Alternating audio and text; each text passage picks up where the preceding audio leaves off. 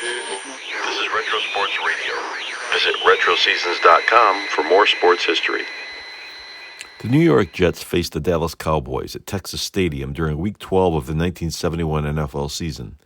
The Jets entered the game with a 4-7 record, but the Cowboys, led by head coach Tom Landry, had 8 wins and would later that season win their first Super Bowl, having fallen just short to the Colts in Super Bowl V in the 1970 season. This is the local New York radio broadcast featuring announcers Sam DeLuca and Merle Harmon.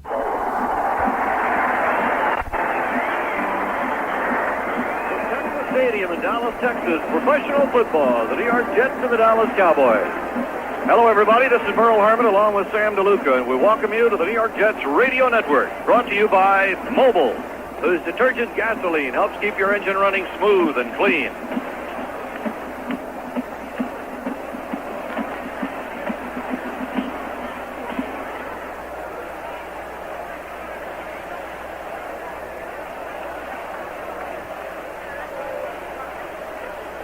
It's cloudy and overcast in Dallas. It's cool. It's almost cold here in Texas. But a capacity crowd, a standing room only crowd of over 65,000 is jammed into the new Texas Stadium. A beautiful thing to see, to watch the Jets and the Cowboys battle for the first time in regular season competition this afternoon. We'll be back with more about today's game and the starting lineups after this message.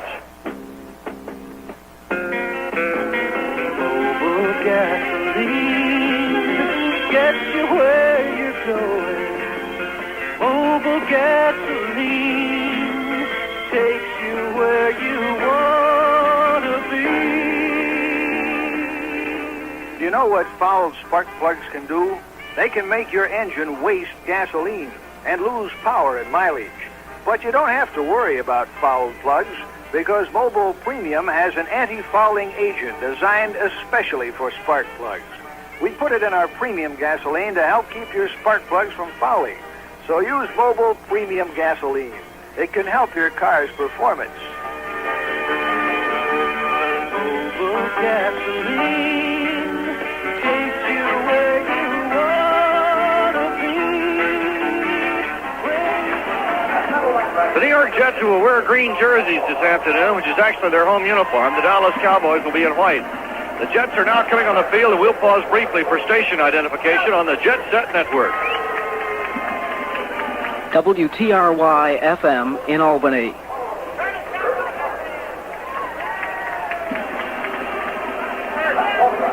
And now from Big D, here's the former captain of the New York Jets, Sam DeLuca. Thank you, Merle, and it certainly is a beautiful stadium here in Dallas.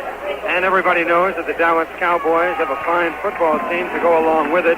They're number 1 in the National Football Conference on offense and also number 1 in passing. And the defense has been the toughest to run against, allowing only 78.4 yards a game. They've trapped the quarterback 35 times, and they've come up with 19 interceptions. The Jets are going to have a tough time running against this ball club. And I think perhaps the key today, Merle, is the pass protection that they could give Joe Namath. If they give Joe Namath pass protection, he should be able to cut up that defensive secondary. The Dallas Cowboys have won the toss they've elected to receive, and we'll be back with the kickoff and the lineup. Find out where all the music is coming from. National Rivalry Committee and Interfaith. Well, the Cowboys will start the offensive unit this afternoon. And Roger Staubach gets a tremendous hand as he moves to the sideline. And Calvin Hill just got a big ovation. He'll be starting his first game. He's been out since the third game of the season, so he'll be starting his first game in quite a while. By the way, today's game has been selected for broadcast live over the Armed Forces Radio Network to more than 350 overseas affiliates.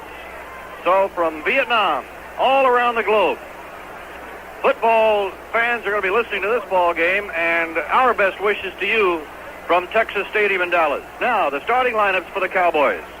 The wide receivers will be Bob Hayes, the 7-year veteran from Florida A&M, and Lance Allworth in his 10th year out of Arkansas, but his first year with Dallas. The tackles, Tony Licio, will be on the left side, and Rayfield Wright on the right side.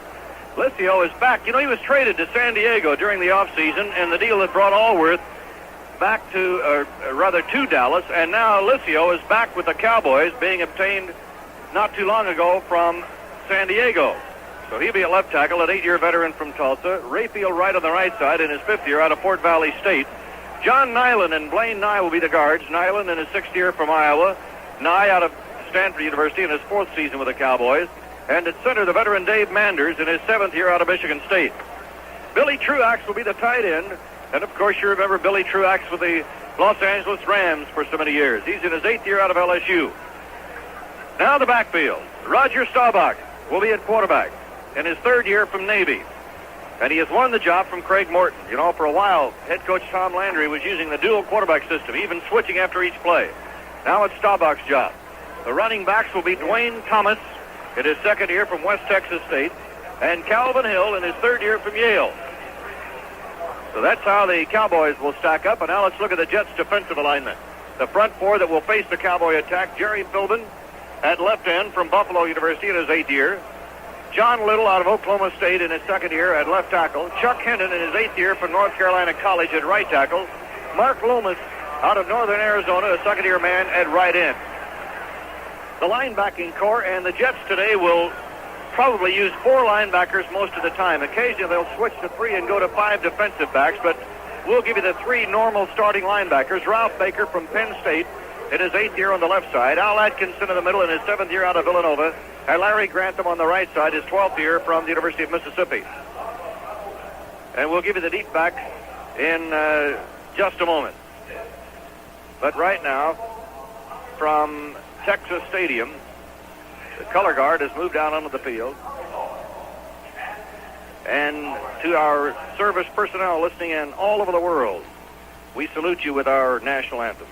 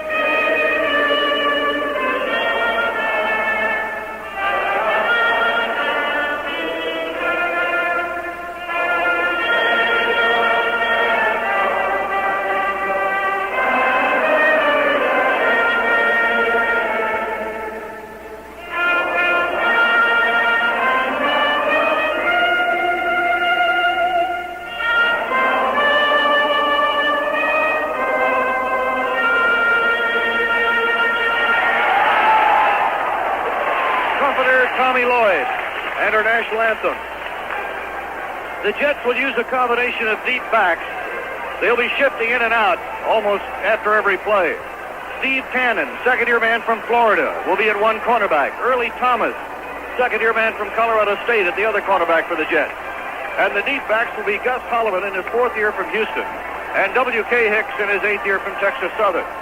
Now you'll also see Phil Wise, a rookie from Nebraska Omaha, in there quite often. And Paul Crane, a linebacker from Alabama, will become a 4th linebacker. John Ebersol will also be in there. We'll try to keep up with all the switches on the defense. Ike Thomas and Cliff Harris are deep for Dallas as Bobby Howfield is ready to kick off. Here comes the football. It's going to Thomas' side. Right on the goal line. He's out to the 5 now, to the 10, the 15, the 20. 25.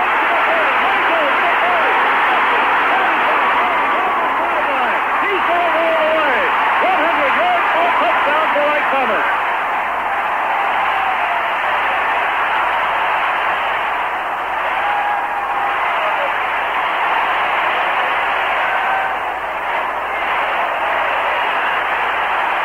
Ike Thomas, who ran one back on the opening kickoff against Los Angeles last week, just ran one back 100 yards against the Jets, and Dallas leads 6-0. Now for the extra point try. Dan Reeves is in to hold, and the kicker is Mike Clark. Here's the snap. The kick is good, and just like that, there's time out on the field, and the score: the Dallas Cowboys 7, the New York Jets 0.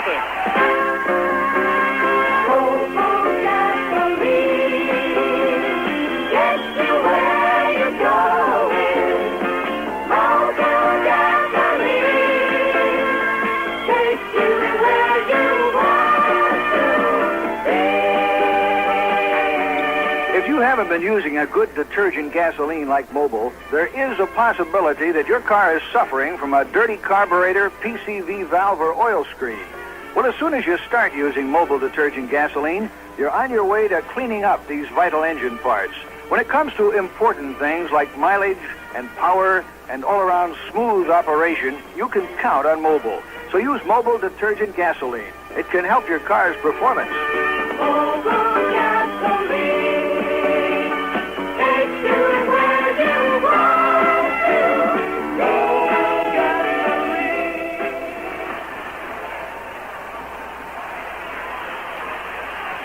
Mike Clark is kicking off for Dallas. It's a short kick. Taken by Ferris-Avalos on the 12. He's to the 20, 25, to the 30, and knocked back to the 29.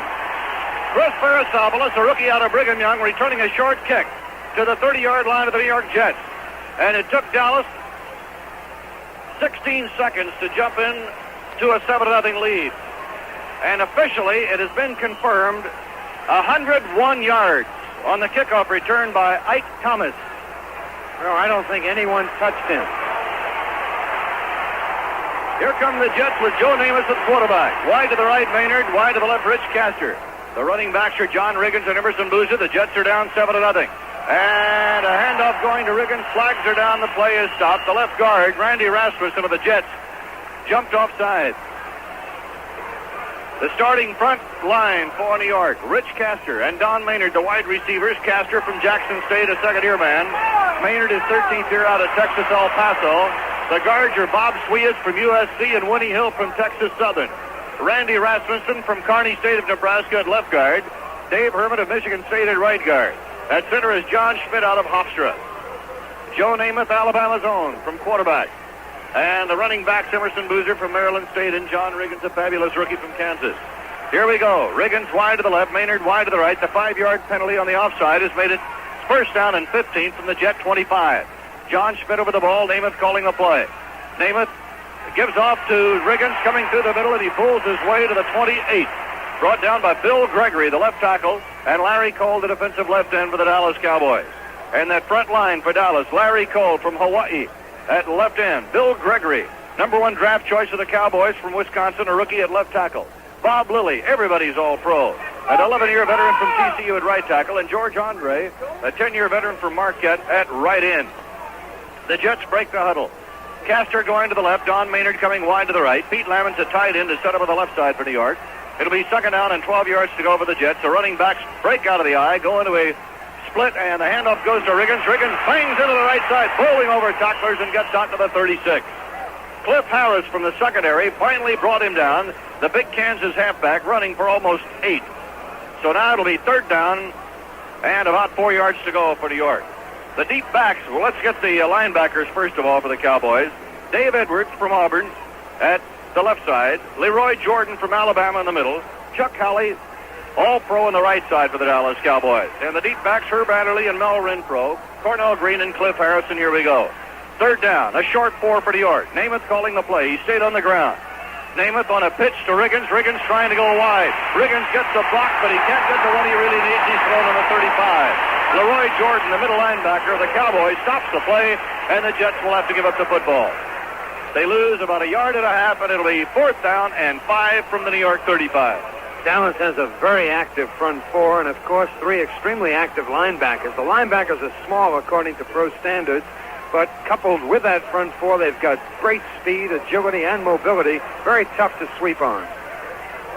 Back to kick is Steve O'Neill. Charlie Waters and Cliff Harris are deep for Dallas. O'Neill puts the ball to the air. It's a good one. Drives it downfield. It's going to be taken on the 26-yard line and grabbed by Harris.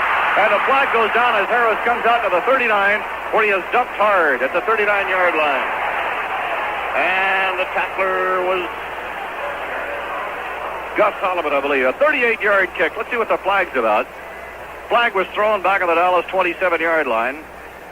And apparently the Cowboys are going to be hit with a clipping penalty. Personal foul, Dallas. Nope, hands. So Dallas is holding. Now Norm Schachter, the referee, lines it up. Here comes the walk-off against the Cowboys. The ball goes back to the Dallas 15, I beg your pardon. The ball to the Dallas. No, they're going to walk off some more now. The ball is put down on the 14. Norm Schachter had started back to the 10-yard line. And Dallas holding on the punt return. So the Cowboys take the ball. Out of the huddle they come. Roger Staubach, the quarterback. He's sending Lance Allworth wide to the left. In the slot to the left is Bob Hayes. The running back are Hill and Thomas. They split wide out of the eye. Now the wide receivers switch. And Allworth goes in motion to the right, coming out of the slot. Staubach at a handoff to Dwayne Thomas, and he hits to the 15-yard line, and down he goes. Mark Lomas and Chuck Henton make the stop for the New York Jets, the right end and the right tackle, and the gain is short. 1 yard. It'll be second down and 9, and the Cowboys are going to make a switch. Well, Merle, on that one play, Dallas showed 3 different offensive formations, and of course, they use that multiple offense, and you'll see just about everything from the Dallas offense. The I formation, people in motion, the slot, just about everything else. Coach Tom Landry switches his tight ends to send in plays. Right now it's a slot left. Here's Allworth in the slot, going in motion to the right side. And Staubach goes back to pass for the first time. The rush is on. They set the screen. It's complete to Calvin Hill at the 15. Hill to the 20. Hill to the 25.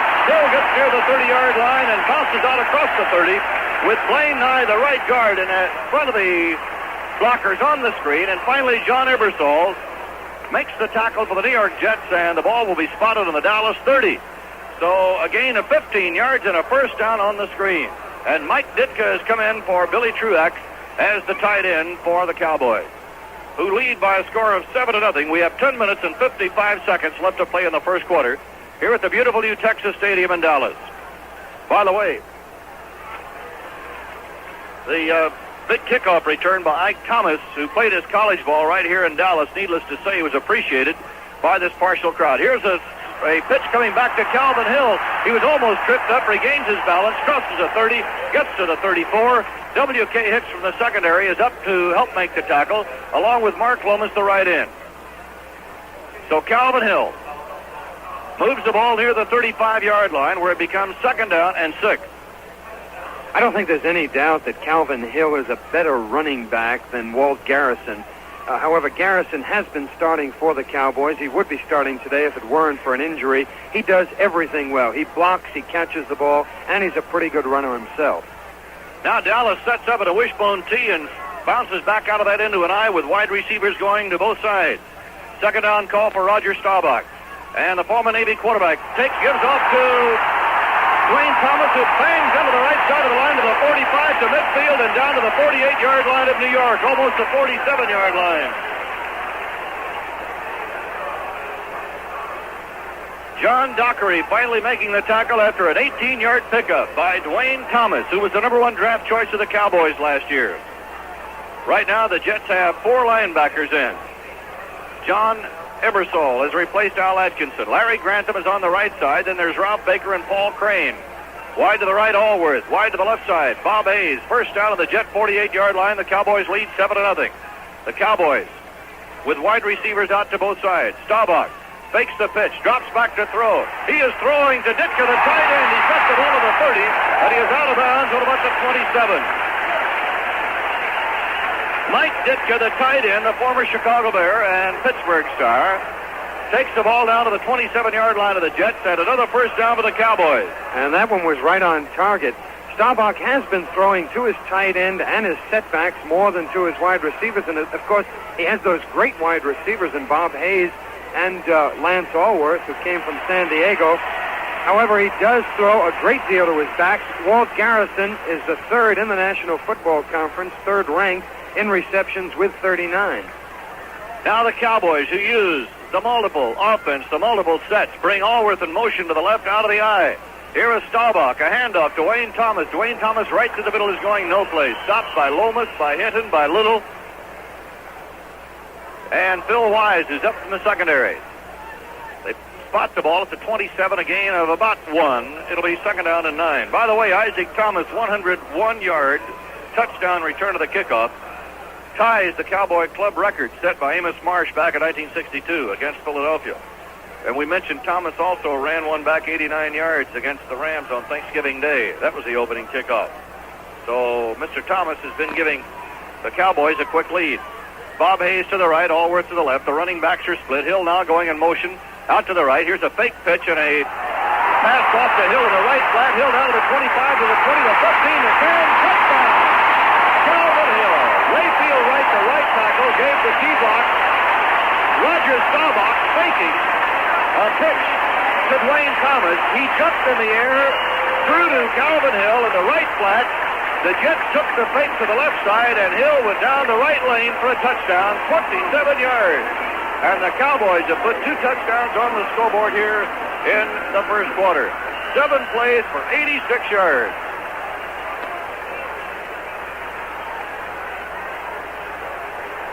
Mike Clark for the extra point try. Dan Reeves will hold. Here's the snap, and the kick is good. There's a timeout on the field, and the score, the Dallas Cowboys 14, the New York Jets nothing. Well, that was fast. Merle, let's take a look at the offensive line for the Dallas Cowboys. And they did a great job on that drive and opening up holes in the Jet defensive line. At right tackle, they have Rayfield Wright, who stands 6'6", weighs 255 pounds. He's now been around for 5 years, and he's a good one. At right guard, Blaine Nye, 6'4", 251. He's a 4-season man with a lot of football in front of him. Big, strong, and quick. Does a good job on the running game. At center, Dave Manders, 6'2", 250. He's in his 7th year, and he still hustles down here in Dallas. They like him very much. Strong, quick, and smart. At left guard, John Nyland, 6'3", 248. The people in Dallas say that he's the best pulling guard in football. And, of course, at left tackle, starting today, Tony Liscio, 6'5", 255 pounds. Now in his 8th year, was traded to San Diego for Lance Allworth. Quit football, was retired, and came back when Landry needed him. Dallas leads by 14-0, and we have 8 minutes and 13 seconds left to play in the first quarter. Well, this multiple offense of Dallas certainly looked good, and Staubach is using it extremely well. On that last play, the touchdown play, he lined up in a tight formation. He had 2 tight ends, threw that ball out to the 1 wide receiver who went in on the screen play for a touchdown. Mike Clark's kickoff is taken by Vernon Studdard on the 2. He slips and falls as he tried to make his cut near the 17-yard line. Charlie Waters covered him immediately. Vernon Studdard, a rookie out of Mississippi, returning the kickoff by Mike Clark. And the ball is put down near the 18-yard line. That's where the Jets will start moving from. Well, the pressure is really on the Cowboys today as they are out to keep the edge over the Washington Redskins in the Eastern Division of the NFC. Dallas has won 4 straight games going into this one today. Wide to the right, Don Maynard. Split to the right, Pete Lamons. Wide to the left, Rich Castor. Namath back to pass on first down. Joe Willie looking. He's throwing long for Rich Castor. It's incomplete near midfield. He was double covered by Mel Renfro and by Cliff Harris. It'll be 2nd and 10 from the Jet 18. Well, I said before, the key, I think, well, of course, now with 14 points on the board, the situation changes. In fact, it becomes even more imperative for the Jet offensive line to give Joe Namath good pass protection. I thought that would be the key to today's game. And Randy Rasmussen, who went offside the very first play of the game, is really a main key in that offensive line because he's got Bob Lilly, and that's probably why he did go offside the very first play of the game. When you're playing against Lilly, you're aware of it. And by the way, Lilly has never missed a game for Dallas, and he's been at it a long time. Wide receivers out both ways. Pete Lamons, a tight end, split to the right. Namath back to pass. The rush is on. Joe in the pocket, throwing for Castor. Incomplete. He was covered by Mel Renfro. That ball was thrown up to the 43-yard line of the Jets, and it's 3rd down and 10 on the Jet 18. By the way, Sam, today we're a little early, but we'd like to wish a happy birthday to Otto Graham, who is, believe it or not, reaching number 50 on December 6th. All right. You did some work with him. That's right. Here, didn't you? Otto was with us the first 2 years on the Jets broadcast, and I hope Otto is listening in this afternoon up in Connecticut. So a happy birthday from all the Jets to Otto Graham. Wide to the left, Castor. Wide to the right, Maynard. Jets behind 14-0. Namath back to pass. They're after him. He throws for Maynard. There he is, 35-yard line, and bumped out of bounds in the 38 by Herb Adderley, the former Green Bay Packer. So Don Maynard, who is near a milestone in his career in catching passes, pulls the first one in for a gain to the 38. So about 20 on that one. And the Jets have their first down of the afternoon. The Jets in the green this afternoon, trailing by 2 touchdowns. Break the huddle. John Schmidt is out over the ball. Castor going to the left. Don Maynard wide to the right. Joe Namath at quarterback. It is first start, but his second appearance is coming off the injured list. The running backs are split wide. Namath on a handoff to Riggins. Riggins coming to the right side. Really gets tucked on the 40 by Leroy Jordan, the middle linebacker. And believe it or not, Leroy Jordan picked up big 237-pound John Riggins. Took him right up in the air and dumped him backward. But the ball will be set on the 40. A gain of 2. It'll be 2nd and 8 for New York. Yeah. They say that these linebackers are small, and of course they are small according to today's standards.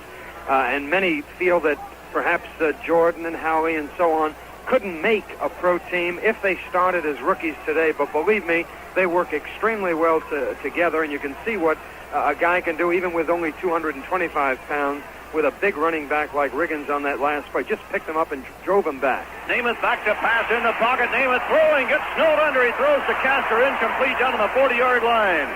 A big rush put on by Pat Toomey, who was in it right in for Dallas. And Namath got hit pretty good back on the 30. The pass was intended for Castor, fell incomplete. 3rd down and 8 on the New York 40. We mentioned a milestone that Don Maynard is reaching. He has now caught 599 passes in his career with that first reception.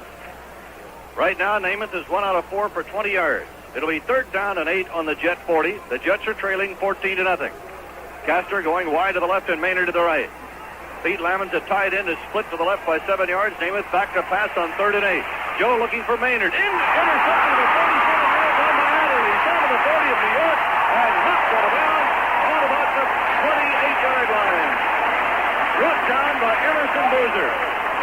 Don Maynard slipped as he tried to cut for that pass. It was a little bit behind him, but it was picked off by Herb Adderley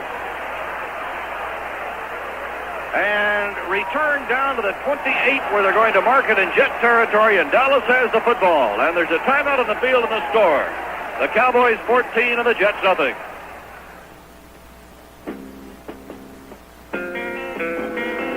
Mobile gasoline gets you where you're going. Mobile gasoline takes you where you want to be. Dirt deposits can build up in your carburetor, and a dirty carburetor could mean trouble. But you don't have to worry about a dirty carburetor, because even if you do have a dirty one, we can help with Mobile Detergent Gasoline. Because the detergent in Mobile cleans your carburetor as you drive. So use Mobile Detergent Gasoline. It can help your car's performance.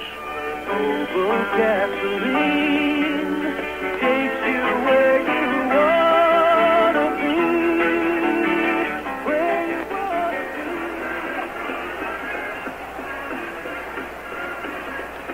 be. From Texas Stadium in Dallas, Merle Harmon along with Sam DeLuca. Right now we pause briefly for station identification. Your dial is Jet Set. WTRY FM in Albany. Dallas has the football with a Jet 28. Roger Staubach at quarterback splits the running backs, brings Allworth in the slot left with Hayes wide. Now Allworth going in motion to the right. Staubach barks the play, and he fakes a handoff to Wayne Thomas, drops back to throw, has Calvin Hill right over to the time, touchdown. Again, victory by Roger Staubach and the Cowboys, and an easy touchdown from the 28-yard line. Calvin Hill coming out of the backfield, wide open, nobody even close to him. Officially 27 yards and a touchdown. And Staubach just laid it up there, and Sam, it would appear that bringing that slot man in motion the other way is giving the Jets a lot of grief. Yeah, uncovered. John Dockery left with the man in motion. He went clear over to the other side of the field, and of course the corner linebacker on this side should have been covering the setback coming out on the flare pass. Extra point was good. Well, Dallas now leads 21-0, and we're still in the first quarter, and 6 minutes and 28 seconds left to play in the first period here at Texas Stadium in Dallas. This is the first regular meeting between the Jets and the Cowboys. In two previous preseason games, the Cowboys won in 1969 25-9, and the Jets won last year 29-21. In that first game, Namath did not play. Last year he did play, and in three quarters hit 10 out of 21 passes for 251 yards and 2 touchdowns against the Cowboys. But so far, the Cowboys are turning this game into a rout in the first quarter, leading 21-0 with 6 minutes and 28 seconds left to play. And Roger Staubach certainly looks impressive. He's been playing good football, Merle. He started 4 games for the Cowboys since Tom Landry decided to stop alternating quarterbacks. For a while there, he was alternating Morton and Staubach. In those 4 games, Dallas has won all 4. He hasn't thrown an interception. Roger Staubach hasn't. He's completed 53 of 94 for 702 yards, and of course he's done a great deal of damage on his own by running the football. He scrambles out of the pocket. There hasn't been a need to scramble today. He's had people open downfield. He's been throwing the ball well. Prior to this, he scrambled or he left the pocket 24 times, picked up 232 yards for a 9.7 average. Mike Clark's kickoff is again short. It's going to be taken by Philosophies at about the 12. He goes to the 20, 25. Oh, he fumbles. It's after being chased by the Cowboys, and the coverage is by the Cowboys down around the 15-yard line. And the Cowboys again have the football. Claxton Welch made the recovery as Philosophies really got hit on the 20. The ball popped out of his hands back near the 15. It was recovered on the 16 by Claxton Welch of Dallas. And the Cowboys have another scoring opportunity here in the first quarter. D.D. Lewis was a man who really folded Chris Philosophies. And I mean, it was a shot. The Cowboys out of the huddle. They come out in a power I, and they shift out of the power I with wide receivers to both sides into a straight I. Staubach on the give to Dwayne Thomas. He's hit on the handoff, gets to the line of scrimmage and picks up a half yard possibly. John Little, the left tackle of the Jets, makes the stop. In fact, they put it down right on the 16, no gain. Second down and 10 yards to go for the Cowboys. Billy Truax comes in at tight end. Mike Ditka goes out. They're the messenger boys for Coach Tom Landry of the Cowboys. We have 5 minutes and 28 seconds left to play in the first quarter. The Cowboys are leading 21-0. Second and 10. Roger Staubach running a long huddle. Now breaks the Cowboys out of it, sending Bob Hayes wide to the left, Allworth wide to the right. Sets up in the I formation, breaks out of the I. The running backs are split by 5 yards.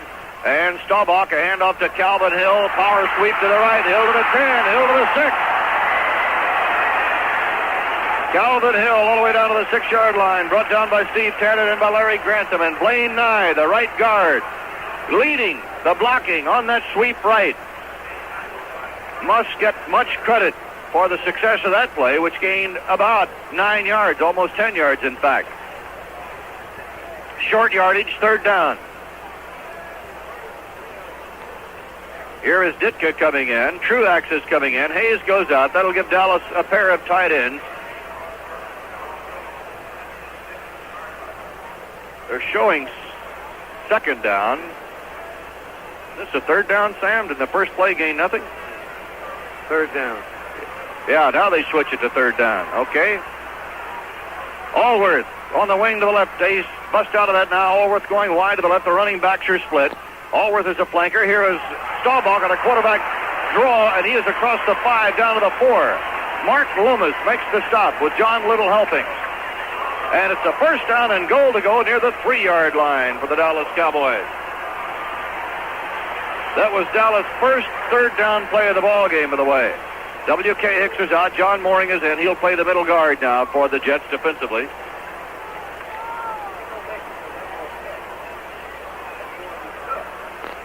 First down and goal. Staubach, I don't know. I don't think it was a draw, but it looks somewhat like the quarterback draw where he drops back and then takes it up the middle himself. Instead of dropping back, he just faked to the side as if he was going to hand off to the setback on that side going into the line and took it over himself. Staubach to Dwayne Thomas, touchdown off his own right guard. And the Cowboys have scored their 4th touchdown of the first quarter. Blaine Nye, the 4-year man from Stanford, opening the hole for Dwayne Thomas, who went crashing in from the 3.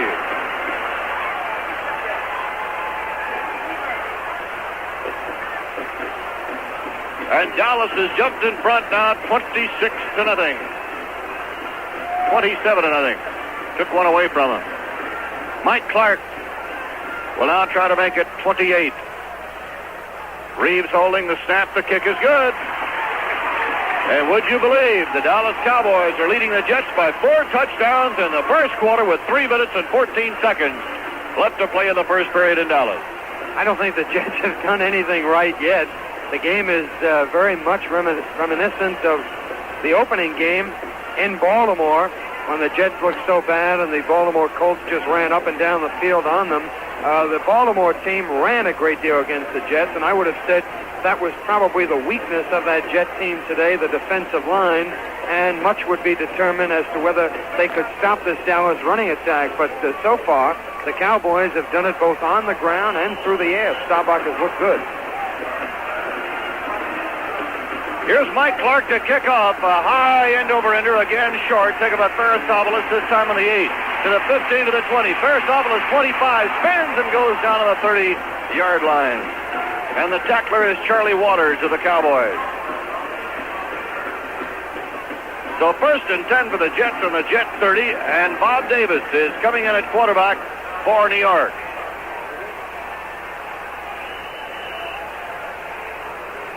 So with the Jets down by 4 touchdowns in the first quarter, I don't think Joe Namath was shaken up. I think 4 touchdowns down, Weeb Eubank is not going to take any chances right now. Wide to the left Castor, wide to the right Maynard. The crowd wants to see Namath. They're looking at Bob Davis from Virginia. Davis calls the play, goes back to pass on first down. The rush is on. Davis scrambling. Davis throwing the screen to Boozer on the 30, 35. Flag is down. He's out of bounds on the 39-yard line. Dave Edwards, the left linebacker, took him out of bounds. And the flag is thrown, and in that area, it usually indicates a clip. All right. The Jets are hit with a penalty, but it is not a clipping sign.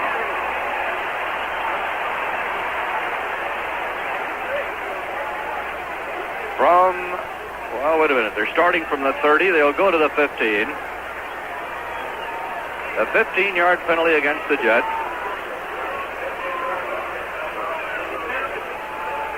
Well, I think they're consistent anyway, Merle. They still haven't done anything right. Namath probably was taken out aside from the fact that they're 4 touchdowns behind with only 2:37 remaining. Because that field is wet and slippery, there has been some evidence of people falling and slipping. Perhaps Weeb doesn't want to take a chance with those bad knees. The Jets apparently had an illegal receiver downfield. Here's a handoff to Boozer, a straight handoff. He bangs across the 20, goes to the 27 for a gain of 7. I beg your pardon, to the 22 for a gain of 7. So out of a 1st and 25, the Jets will have a 2nd down and 18. Jordan and Andre made the stop for the Cowboys. Larry Cole at left end, Bill Gregory at left tackle, Bob Lilly at right tackle, and George Andre as the right end. 3 solid veterans and a rookie up front for Dallas. Wide to the left, Castor. To the right is Maynard. Bob Davis drops back to throw. Throws for Castor. Makes a diving catch and then drops the ball. What about the 27? Now the Jets are 3rd down and 18 coming up. Bob Davis out of Neptune, New Jersey. 26 years old in his 5th year out of the University of Virginia. Quarterback the Jets along with Al Woodall during the absence this year of Joe Namath. Now the Cowboys doing some switching. Pat Toomey has come in at right end, and George Andre goes out. Tody Smith is now the left end of the defensive unit for Dallas. And the Cowboys are leading 28-0 in the first period. Bob Davis at quarterback for New York. John Schmidt is over the ball. Davis barks the play. Davis takes the snap, drops back to pass. He's looking, he is throwing for Castor, and the ball tipped away at midfield by Mel Renfro. Great play by Mel Renfro because it looked like the pass was right on target. And Renfro went flying through the air to get a hand on the ball to bat it away. And the Jets will have to give it up. 1:54 left to play in the first period. With the Cowboys leading 28-0, and Steve O'Neill from Texas A&M is into the punting.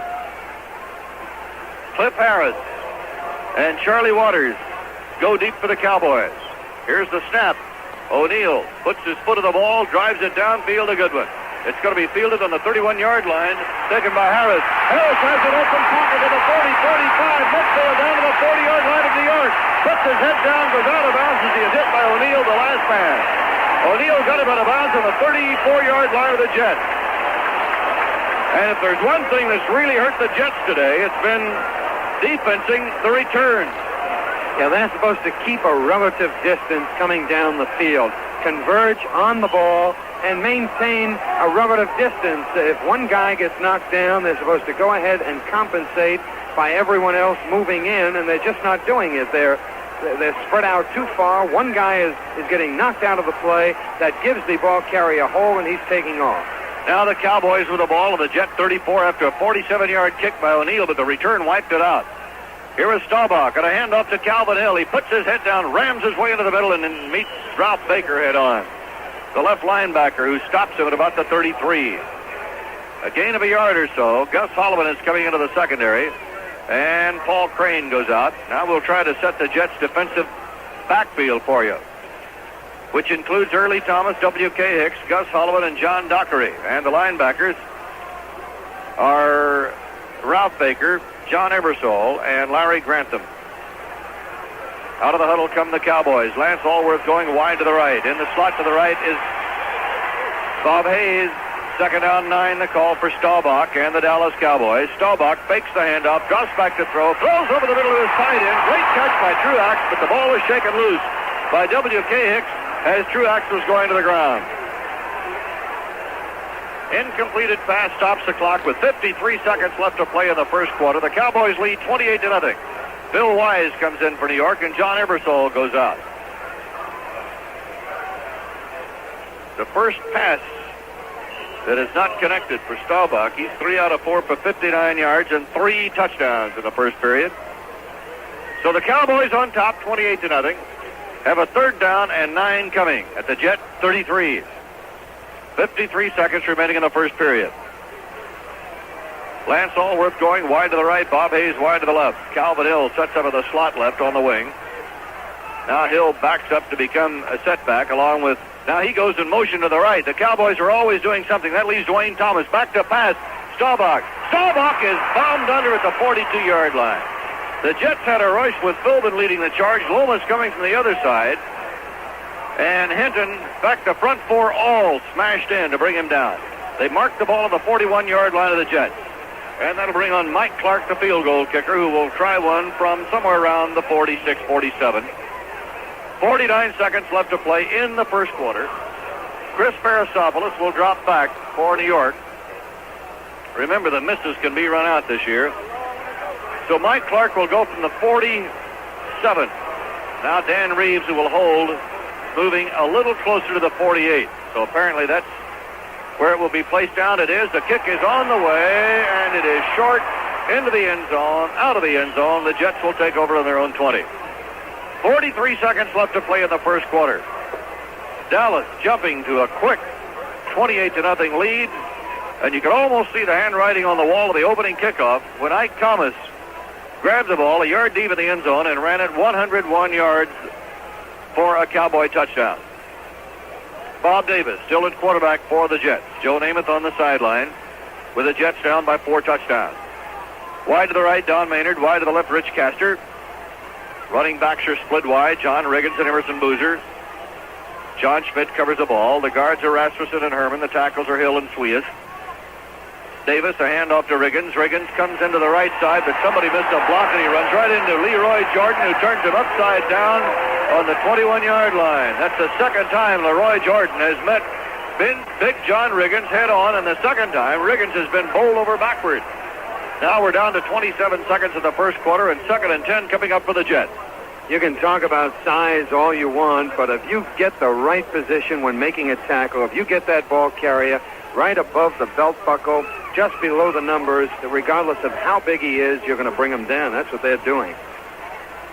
Wide receivers out both sides for New York. Bob Davis calls it now for the Jets. Davis going back to pass. The rush is on. Lilly trying to get to him. They screen to the right to Riggins, who's at the 20. Riggins at the 25. Riggins picking his way and dumped on the 29-yard line by Cliff Harris as a gun sounds, ending the first quarter and the Jets are going to be close to a first down. So there's the end of the first quarter and the score. The Dallas Cowboys 28, the New York Jets nothing. Now let's take a 60-second jet break for this announcement. The second quarter in Dallas coming on, and the Cowboys lead the Jets 28-0. The Jets have the ball with a third down, less than a yard to go, near the 29-yard line of New York.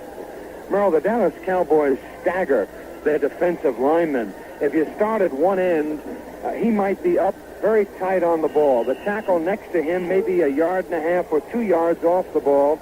The other tackle on the other side of the center is up tight, and the other end will lay off the ball. This helps to guard against the running plays. The tackles who are off the line of scrimmage read more. They react more to the run. The guy who's up tight is going full speed ahead trying to get that passer. Third down, a half yard. Bob Davis calls it. Davis quarterback sneak, gets across the 30, and that'll be a first down. So Davis going straight ahead behind John Schmidt. Bob Lilly and George Andre stopped the play for New York. The Jets had two tight ends in. They moved the ball to the 30-yard line, and it's a first down for the Jets. Don Maynard coming back in now, along with Rich Castor. They'll be out wide as the receivers. Pete Lammons in at tight end. The running backs will be John Riggins and Emerson Boozer. Of course, Merle, in a passing situation, third and long yardage, when they're not expecting the run and they're not guarding against the draw play, then all four linemen will get up real tight to the offensive line, very close, and take off to rush that passer. The Jets just got their first down. Bob Davis now throwing to Castor on the 35-yard line, and Renfro takes him out of bounds right there. So a gain of about 5 to make it second down, and about 5.5 or so at the 35-yard line of the Jets. After Ike Thomas ran the opening kickoff back 101 yards, the Cowboys stopped the Jets on their next offensive burst, and it really wasn't much of a burst because the Jets had to kick it away on fourth down. And Staubach took the Cowboys 86 yards on 7 plays for a second touchdown. Now Davis with Castor to the left, Maynard to the right, calls the play. Davis gives off to Riggins. Riggins sees a little daylight on the right side, pulls his way to the 39-yard line where Bill Gregory, the number 1 draft choice of the Cowboys, number 3 draft choice rather of the Cowboys, a rookie from Wisconsin, makes the stop. So again, the Jets have a short yardage situation coming up on a third down call, and Don Maynard is out and Gary Arthur is in. That'll give the Jets 2 tight ends. Well, we've gotten confirmation from the Jet bench. Joe Namath is not injured. He's feeling okay. We've just took him out of the ball game. No explanation as to why. I imagine the score and the fact that the field is wet might have something to do with it. Slippery. Jets go with a power eye. Steve Harkey is down as a third setback. Davis on third down and 1 calls his play and motion Boozer and a handoff to Harkey. Harkey bangs into the left side of the line across the 40 to the 42. And he gets the first down for the Jets. Mel Renfro and Cliff Harris stopped the play, and that's the second first down for New York. Steve Harkey, a rookie out of Georgia Tech, who survived, I believe he just barely made the cut, didn't he, Sam, this fall, and he's really come on strong. He was a 16th round draft choice of the Jets. Yeah, he's a fine blocker, an excellent blocker. That's what he did at Georgia Tech. He was primarily a blocking back. He ran the ball very few times in his college career. We've liked that. Castor to the left, Maynard to the right. The running backs are in close. Riggins and Boozer, and a fake handoff to Riggins. Davis back to throw. Davis throwing long for Emerson Boozer. And Mel Renfro, a big interception on the 15-yard line of the Jets.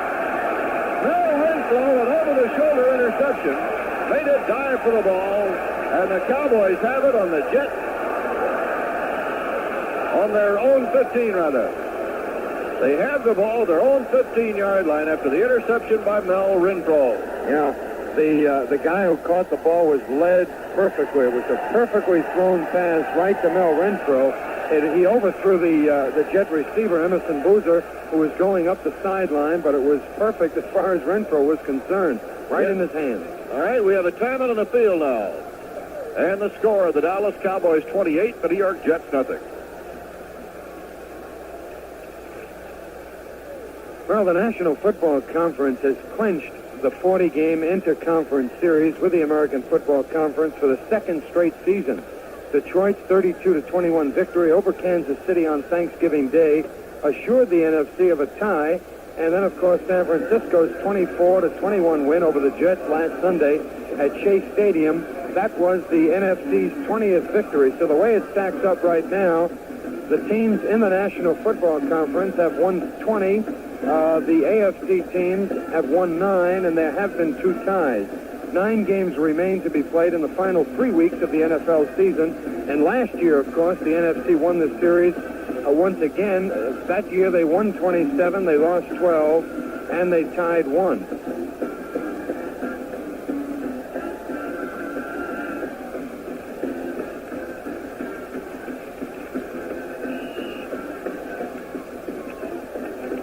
Well, the Cowboys take over their own 15-yard line. And the Jets' defensive unit is on again, with Philbin, Little, Hinton, and Lomas up front. Paul Crane, Ralph Baker, John Ebersol, Larry Grantham are his linebackers. Here come the Cowboys. In a power eye, they run out of it. A handoff going to Calvin Hill. He bangs into the left side of the line on a slant and is brought down by Chuck Hinton after about a 3, possibly a 4-yard gain as they unpile now on the 19. So it will be a gain of 4. And 2nd and 6 coming on for Dallas as Billy Truax comes on, and Mike Ditka goes off for the Cowboys as the plays are brought in by the messengers from Coach Tom Landry. By the way, Tom Landry has been the only coach the Cowboys have ever had. And of the American Football Conference, Hank Stram of Kansas City has been the only coach Kansas City has ever had. And that includes the years when the Chiefs were the Dallas Texans. Cowboys with 2 wide receivers out and a slot to the left now with Dwayne Thomas. That leaves Hill. Hill takes a handoff, bangs into the left side of the line again for a couple. Mark Loomis, the right end from Northern Arizona, and Jerry Philbin out of Buffalo make the stop for the Jets. And it's 3rd down coming up for Dallas. And again, Mike Ditka comes in and Billy Truax goes out, and the Jets are going to make some switches. Out of the ball game is Jerry Philbin. Coming in is Bill Zapalak, a rookie from the University of Texas. He'll take over at left end. And Jeff Snedeker is working on Jerry Philbin. Looks like he's working on his hand. 3rd down, about 3 for Dallas. The Cowboys lead 28-0 with 10:38 to go in the first half here in Dallas. The Cowboys with Dave Manders over the ball. The guards are Nyland and Nye. Now Hayes in a slot left with Allworth wide. Back to pass, Roger Staubach. The rush is on. He throws over the middle to Ditka, the tight end. He's up to the 30-yard line for a 1st down. Ralph Baker making the stop for New York. Mike Ditka, the tight end, right over the middle for a 1st down on the 30. And a gain of 8 for the Dallas Cowboys. Well, Staubach looks good. He's mixing it up well, and he's throwing the ball with authority right on target. Of course, he came into this game leading the National Football League in passing, the National Football Conference, and I think perhaps the fine defense that Dallas does have and that excellent running attack has helped Staubach stay on top in passing. Bob Hayes, wide to the right, wide to the left, Allworth. Here's a pitch back to Dwayne Thomas. Thomas gets cut down at about the 32. Mark Lomas, the right end. Chuck Henton, the right tackle. And Phil Weiss from the secondary stopped the play. The ball will be put on the 32 of the Cowboys. Jerry Philbin is going to the locker room with Dr. James Nicholas, the team physician of the Jets. It'll be 2nd down, 8 for Dallas. Speaking of hands, Ralph Baker broke his thumb last week, Merle, and of course earlier in the year he broke his wrist, the same bone, the navicular bone that Namath broke last year, so the Jets have been having trouble with their hands. Philbin has an injury to his hand of some kind. Now the Jets do some switching in the backfield. In motion to the right is Bob Hayes, who's set up in the backfield. A handoff going to Calvin Hill and a sweep to the left. Hill gets to the 35, pulls his way up the sideline to the 40-yard line, and I believe he has a 1st down. John Nyland, the left guard, a 6-year veteran from Iowa, pulled out to lead that power sweep. And it's a 1st down for the Cowboys with a link to the football. And Sam, sometimes I think I'm watching the old Green Bay Packers here with those power sweeps for the Cowboys. If you'll remember last week, San Francisco had a great deal of success in sweeping the ends of the Jets. Evidently, the Cowboys saw it in the movies, and they've been concentrating on the outside, although he has been mixing it up. They've been running to the inside, too. You can't run in one area continually. Lance Allworth wide to the right, being covered by Tannen. Bob Hayes to the left. Staubach back to pass, fakes, A swing to the left and throws to Hill to the right and the screen. Hill at the 45. Hill going to midfield and is dumped on the 49-yard line of the Jets. That's the same play that worked for a touchdown earlier. John Little making the stop. Roger Staubach faking a swing to Dwayne Thomas in the left flat, spinning completely around and throwing to Hill out in the right flat as the Cowboys tried to set the screen in front. And it works for a first down of the Jet 49-yard line. Yeah, good faking on the play. He could have thrown to his left. It's doubtful because he had only one offensive lineman out on the left side to lead for the ball carrier. There was a potential receiver out there. He faked it well, drew those linebackers just a step or two to their right, and then unloaded the ball to the other side of the field. Slot to the left, but now Allworth comes in motion to the right out of the slot. Here is Staubach, a handoff, straight handoff to Dwayne Thomas, banging into the right side of the line down to the 42 of New York. John Ebersol, linebacker, and Steve Tannen off the left corner spot make the tackle. Dwayne Thomas back with Dallas after being traded to Boston, or New England, if you will. Number 1 draft choice last year, had a tremendous season for the Cowboys, leading the Cowboys into the Super Bowl. Second down and 3 after a gain of 7 by Dwayne Thomas. Allworth coming out of the huddle, going wide to the left. Bob Hayes, the speedster from Florida A&M, going to the right. Calvin Hill sets up on the slot left on the wing. That leaves Dwayne Thomas as a setback. He takes a handoff. Hole opens left side, down to the 30, down to the 25, east of the 20 to the 15, finally brought down to the 10. W.K. Hicks pulling Dwayne Thomas down. Tony Liscio, the left tackle, was out front to lead the blocking for the Cowboys. Dwayne Thomas, and now they mark the ball down to the 11-yard line. A gain of 29 yards on the running play by Dwayne Thomas. And first and 10 on the Jet 11 with the Cowboys leading 28-0 in the second quarter. They're just ripping the Jets' defensive line apart. Of course, Jerry Philbin is still not in there. Bill Zapalak has taken his place, and of course Zapalak weighs only about 222 pounds, so that light defensive line of the Jets is being torn apart. Now Staubach with the Cowboys in the eye, hands up to Dwayne Thomas. He's hit by Lomas, who loops around to pull him down to the 9-yard line.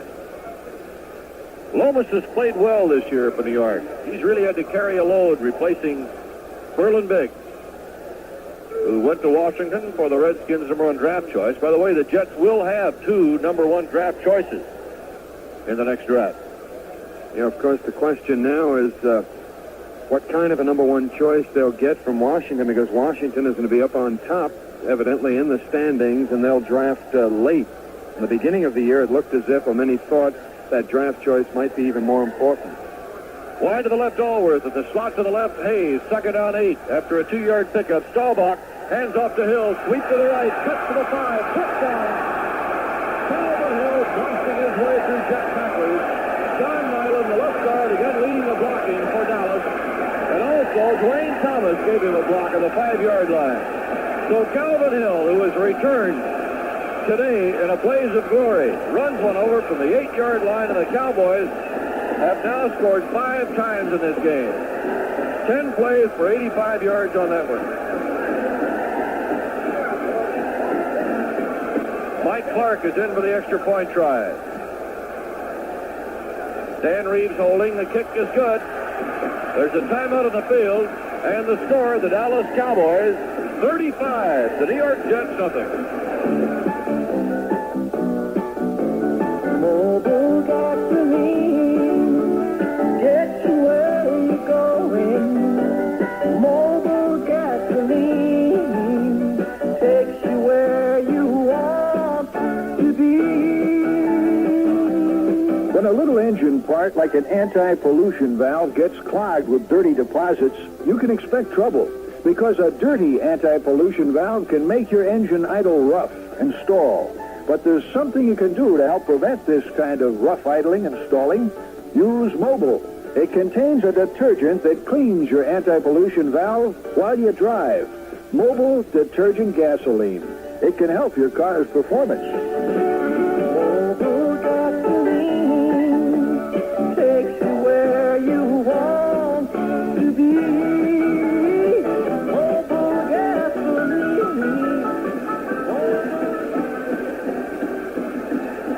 Texas Stadium, Cowboys lead 35-0, and we'll pause briefly now for station identification on the Jet Set Network. Your New York Jets network station for Northeastern New York, WTRY FM, Albany. Merle Harmon and Sam DeLuca in Dallas. Phil Wise and Ferrisopoulos are deep. Here's Clark's kickoff going to Phil Wise on the 5. Goes to the 10, to the 15, the 20, to the 25, to the 30, 35, to the 40. Brought down to the 41, possibly the 42-yard line. Ike Thomas, who ran the opening kickoff back 101 yards for a touchdown, made the tackle. A 37-yard return by Phil Wise. Bob Davis will stay in at quarterback for New York. Roger Staubach has hit 6 out of 7 passes for 95 yards and 2 touchdowns. The Cowboys have run up 11 first downs, have gained 85 yards rushing. Calvin Hill has scored 3 touchdowns this afternoon. Wide receivers out both ways for New York. Bob Davis, a draw to Riggins. Riggins bangs to the 44, moves to the 45, behind the blocking of Winnie Hill. Bob Lilly makes the tackle for the Dallas Cowboys with help from Leroy Jordan, the middle linebacker. Bob Lilly, in his 11th year from Texas Christian, has never missed a Cowboy game. That's what you call stamina and stability and just plain being good. Yeah, I personally think that he's probably the best defensive tackle that I've ever seen. Whatever happened to Ernie Ladd? You used to see him a lot. No, this guy is more active. He does everything well, and he comes every play, all the time. 2nd down, 8. Davis back to throw. Davis setting the screen, throwing to Riggins. Riggins is going to be cut by Lilly and pulled down. Bob Lilly on the 40-yard line throws Riggins for a 2-yard loss. Riggins had trouble making that catch because the pass was a little wobbly and a little weak on the throw, and Riggins had to hold up on it. And that gave Lilly a chance to move in on him, and George Andre was putting a rush on Davis that made him throw sooner than he wanted to. Bill Gregory now checks out of the line for Dallas. Eddie Bell is in for New York. Pete Lamons is out. 3rd down, 12. That's another thing that Lilly has, Merle. Great speed. You really can't appreciate him. You can't just watch the football game and count the number of times he gets the quarterback, because on almost every play there are 2 offensive linemen blocking on Lilly. 3rd down, 12 is a call. Davis calling signals for the Jets. Davis going back to throw. He slips. The flag goes down. He throws up the middle. It's intercepted after the ball took off his hand by Green. What about the 42? He's down in the Jet territory at the 35-yard line. The ball went off the fingertips of Rich Castor, and Cordell Green picked it off, brought it back into Jet territory. They mark it on the 36-yard line. He got it on the 43 and brought it back 22 yards. Now let's see what the flag's about. The flag was thrown as the play got underway. And apparently the penalty was against Dallas, so that play will not stand. Personal foul indicated against the Cowboys from the 40-yard line. And Norm Schachter starts walking off 15 yards against the Cowboys, taking the ball down to the Dallas 45. Personal foul against Dallas cost the Cowboys 15. Pat Toomey goes out. George Andre comes back in at right end for the Cowboys. Wide to the right, Maynard. Herb Adderley covering him. Wide to the left, Rich Castor, and Mel Renfro will cover him. They'll lay back about 7 or 8 yards. 1st and 10, New York on the Cowboy 45. Davis barks the play, goes back to pass, straight back. He is looking. He is throwing long, going for somebody. It's going to be intercepted by Adderley on the 5. He goes back into the end zone, comes out to the 5, the 10, goes to the 15, up to the 20, 25, and pulled out from behind by Pete Lamons. What about that 28-yard line? That pass was overthrown. There's a flag on the play on the 45-yard line, however. On the Cowboy 45. That was the line of scrimmage. So we'll wait for the discussion on this one. Offside, New York. Penalty declined. Cowboys take the football. We have 3 minutes and 17 seconds left to play in the first half. A timeout on the field to score the Cowboys 35. The Jets nothing. No, we were talking about Bob Lilly and that fine Dallas defense. Dallas has always been tough against the rushing game. In fact, they're moving toward their 5th title in 6 years in defending against the run. From 1966 Through 1969, Dallas was the toughest team in pro football to gain rushing yards against, winning with a low ground yield 4 straight times. The yards allowed by the Cowboys during that span, 1,176, 1,081, just under 1,200, and 1,050 were the 4 lowest totals posted in the NFL over a 14-game schedule. The Cowboys, however, did drop to 5th in rushing defense last year. They permitted 1,656 yards. But the Texas defenders are back in the trenches again this year. They're doing an outstanding job, as always, by that defensive front 4 and, of course, those fine linebackers that we were talking about before. Herb Adderley's 6th interception of the year has given the Cowboys the ball on the 28-yard line in Dallas territory. And Jerry Philbin is back in at left end for New York with John Little at left tackle, Chuck Hennon at right tackle, and Mark Lomas at right end. The Cowboys will have Dave Manders covering the ball. Nyland and Nye are the guards. Licio and Wright are the tackles. And the tight end is Mike Ditka. Wide to the left, Allworth to the right, Bob Hayes. Roger Staubach gives off to Dwayne Thomas, coming right through the middle of the 32 for a gain of 4. Brought down by Paul Crane, the linebacker from Alabama, and Jerry Philbin. Ball spotted on the 32-yard line. Now Billy Truax comes in. Mike Ditka goes out. Gus Sullivan coming in for New York in the secondary. He'll replace Paul Crane. Sullivan possibly will play up at the line of scrimmage. I believe he will, outside of Jerry Philbin. 2nd down, 6 for Dallas. The Cowboys leading 35-0. Less than 3 minutes to play in the first half. Dave Manders covers the ball. Wide to the left, Hayes, and the slot to the left is Allworth. Calvin Hill and Dwayne Thomas are the setbacks. They break out of the eye. They're in close together. Here comes Allworth in motion to the right. As Staubach goes back to pass. 2 backs back to block for him. Staubach throwing to the sideline, incomplete. It was intended for Bob Hayes. He was double covered by Bill Wise and by John Dockery. 3rd down and 6 on the 32-yard line of the Cowboys. By the way, Dwayne Thomas has carried 9 times for 64 yards. Hill 7 times for 40. But Hill has scored 3 touchdowns today. 2 on passes, 1 by rushing. 2 minutes, 28 seconds to go in the first half.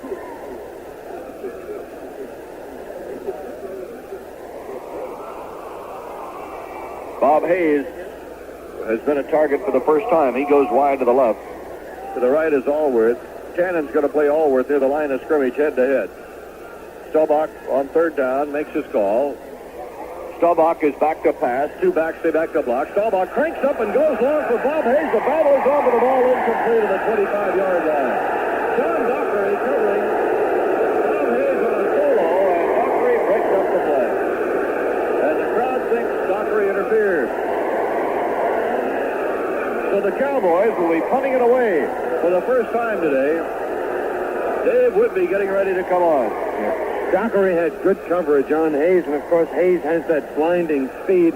He's still probably the fastest wide receiver or the fastest man in football, even though he may have slowed down just a little bit from winning when he won the Olympics. But Dockery was with him step by step. They tangled feet, and he fell to the ground. The kick is blocked. Ron Whitby's kick is blocked by Mooring, and it goes out of bounds on the Cowboy 27. John Mooring coming through the middle got his hands up to block Ron Whitby's kick. And the Jets will take over. They actually pick up a yard from the previous line of scrimmage. The Jets have had but 3 first downs in this first half.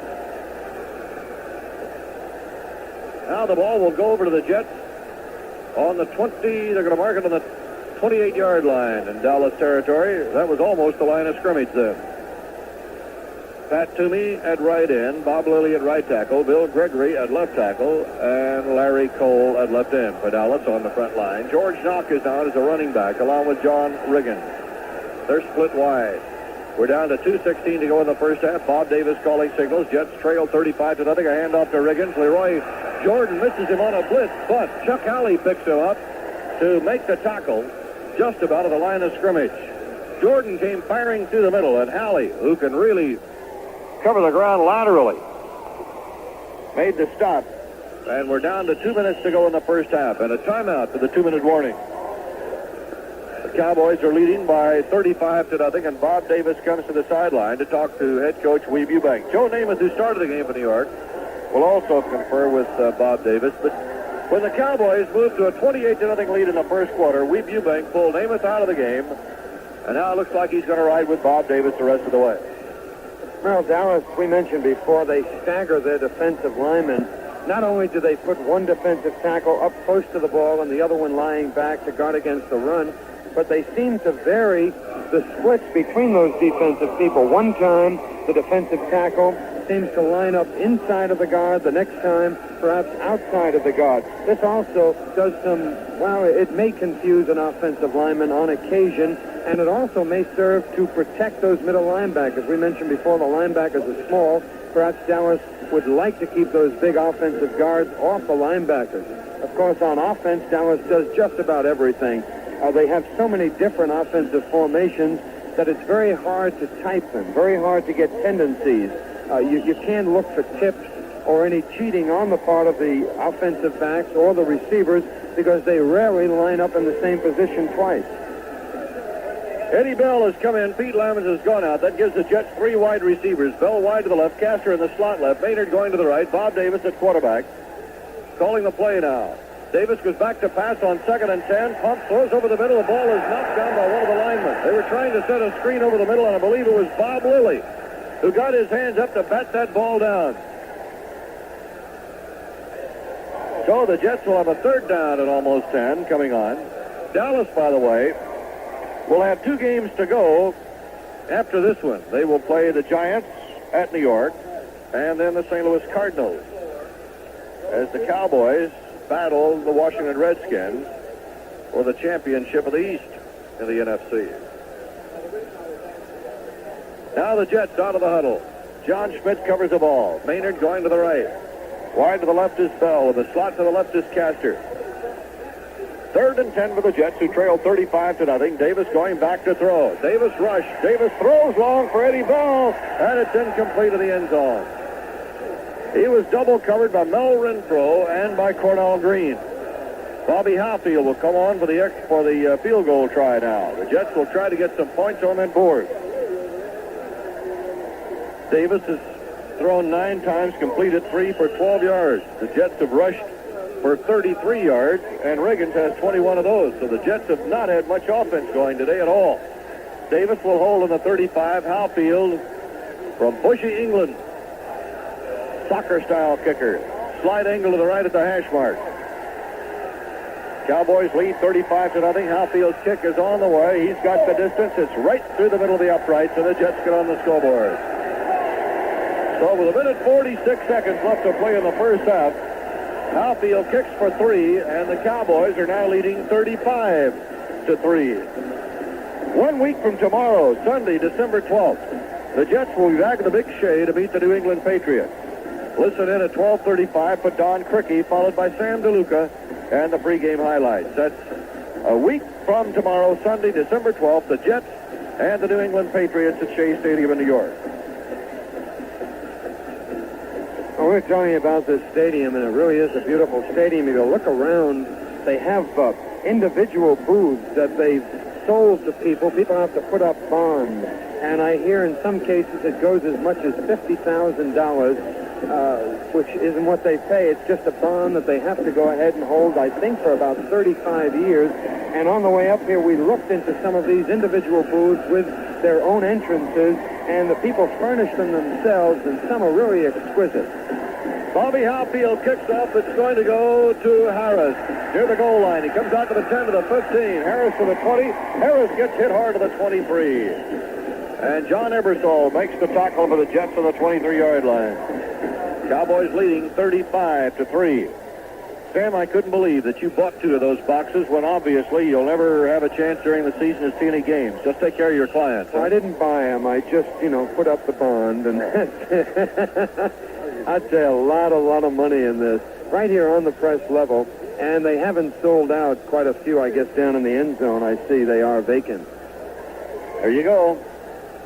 Cowboys out of the huddle, moving into a slot right. Allworth in the slot with Bob Hayes wide to the right. Now Allworth goes in motion to the left. Roger Staubach calls a play. Staubach a handoff to Calvin Hill. He hits the left side, gets whacked on the 26 by John Little. And Chuck Hinton also upped out of the tackle. Ball spotted on the 26, a gain of 2. It'll be 2nd and 8. Phil Wise comes in for the Jets. 35-3 the score. The Cowboys lead. 53 seconds to play in the first half. Lance Allworth out wide to the left. Going to the right, Bob Hayes. Billy Truax, a tight end, to set up on the left side. Dallas running out of the eye, and a handoff goes to Dwayne Thomas. He finds daylight in the middle, goes out to the 40. W.K. Hicks brings him down to the 46. And a first down for Dallas at the 46-yard line. The Cowboys call timeout to stop the clock with 32 seconds. A 20-yard pickup by Dwayne Thomas. And to the sideline goes Staubach to talk to head coach Tom Landry. Those holes in the Jet defensive line are just enormous. They're continuing to alternate the 4 linebackers and the 5 defensive backs. But you can do anything you want. You could have all the gimmicks and all the wrinkles. And really, that's not a gimmick because the Jets used it extremely well over at Shea Stadium. It did win a ball game against Baltimore. It kept them in the ball game because of that maneuver. But you've got to have execution. You've got to have people on the defensive line delivering a blow, controlling the offensive lineman, and moving toward the ball carrier, closing the hole. The holes are just gaping. I don't care what you do out there. When you're getting beaten like that up front, you're going to lose the football game and look silly in doing it. Here come the Cowboys with Allworth moving in motion to the right. Staubach going back to throw on first down. He's in the pocket. He is throwing for Allworth. Makes the catch on the 40. Gets drilled out of bounds on the 39-yard line of the Jets. And the tackle made by Steve Tannen. I'm not sure they marked the ball out of bounds, though, because the clock is still running. It is. The Cowboys thought the clock had stopped. We're down to 16 seconds. And now the Cowboys, Staubach is now talking to the official saying, wait a minute, he was out of bounds and the clock was running, but the official on the sideline said no. And the Cowboys now call timeout with 12 seconds remaining after a 16-yard pass play from Roger Staubach to Lance Allworth. Lance Allworth now becomes the NFL's 4th leading all-time receiver, 522 receptions. That's not fair, Merle. I had that. I was waiting for that all game, and they flashed it up on the scoreboard. I spotted it in the press release. I've been waiting for him to throw to Allworth. You beat me to it. Well, I'll give you Don Maynard when his 600th comes up. Okay, thank you. That's the first time he's thrown to Allworth all game. He keeps throwing to his tight end and his setbacks. He threw to Bob Hayes a couple of times, but Dockery, as we said before, has been covering Hayes quite well. Earl, here's one for you. All right. Allworth needs 34 yards to become the 2nd receiver to gain 10,000 yards. Of course, Don Maynard has 11,164 coming into today's game. And what did Allworth get on the last one? 22? So he needs 12 to get over that 10,000 mark. All right, Staubach is 7 out of 10 for 111 yards. Cowboys have picked up 13 first downs and 132 yards on the ground. So they've had it moving. Staubach faking.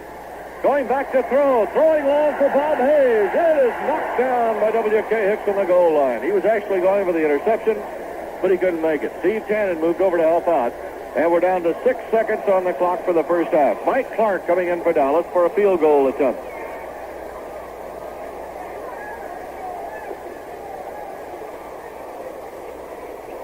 By the way, at halftime today, our guest will be Tuck Schramm, the president and general manager of the Cowboys. So we have 6 seconds left to play. Mike Clark from the 45 with Dan Reeves holding. Dan Reeves, the all-everything performer for the Cowboys, can play quarterback, running back, has been an assistant coach. Here's the snap. The kick by Clark is on the way, and it is good. A 45-yard field goal by Mike Clark, and we have 1 second left on the clock for the first half.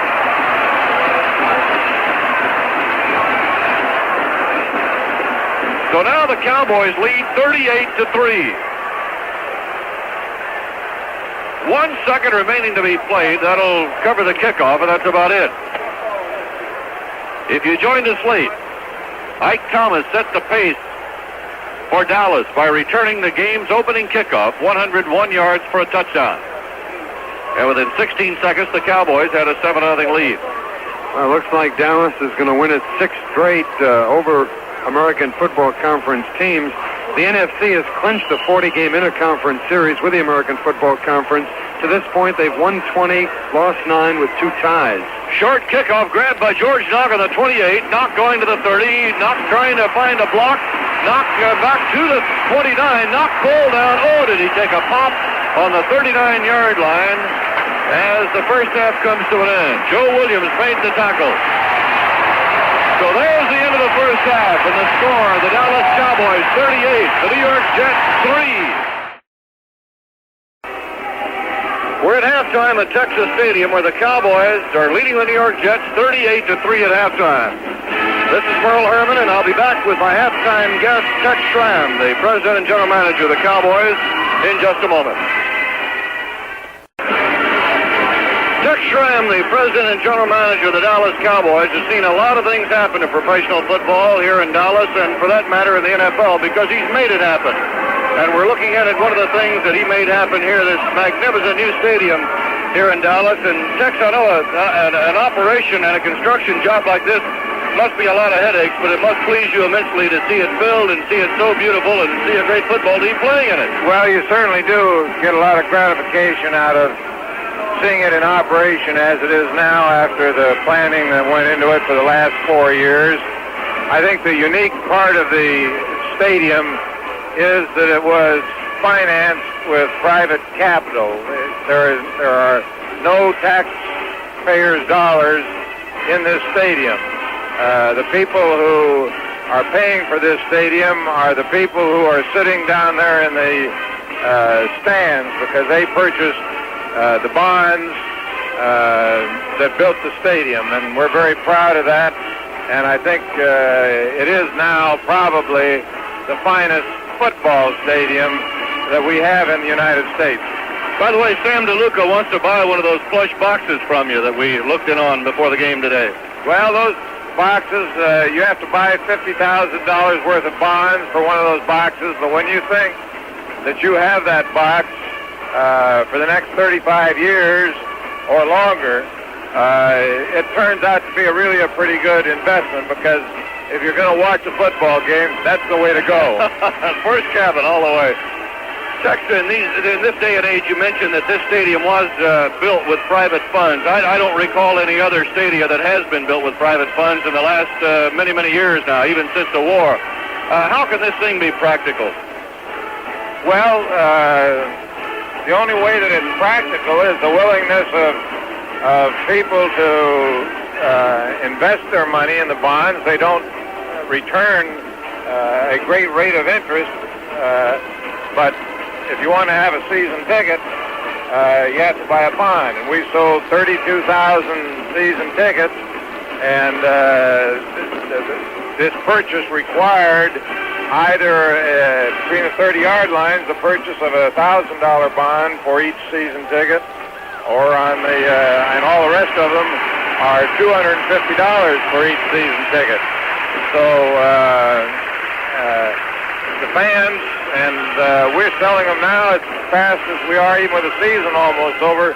We're still selling them where the people know that they won't be sitting in the seats until next year. But it's I guess it's just the intense interest that you have in football down here, and the realization that they are a part of this stadium. Tex, let's talk about your ball club now.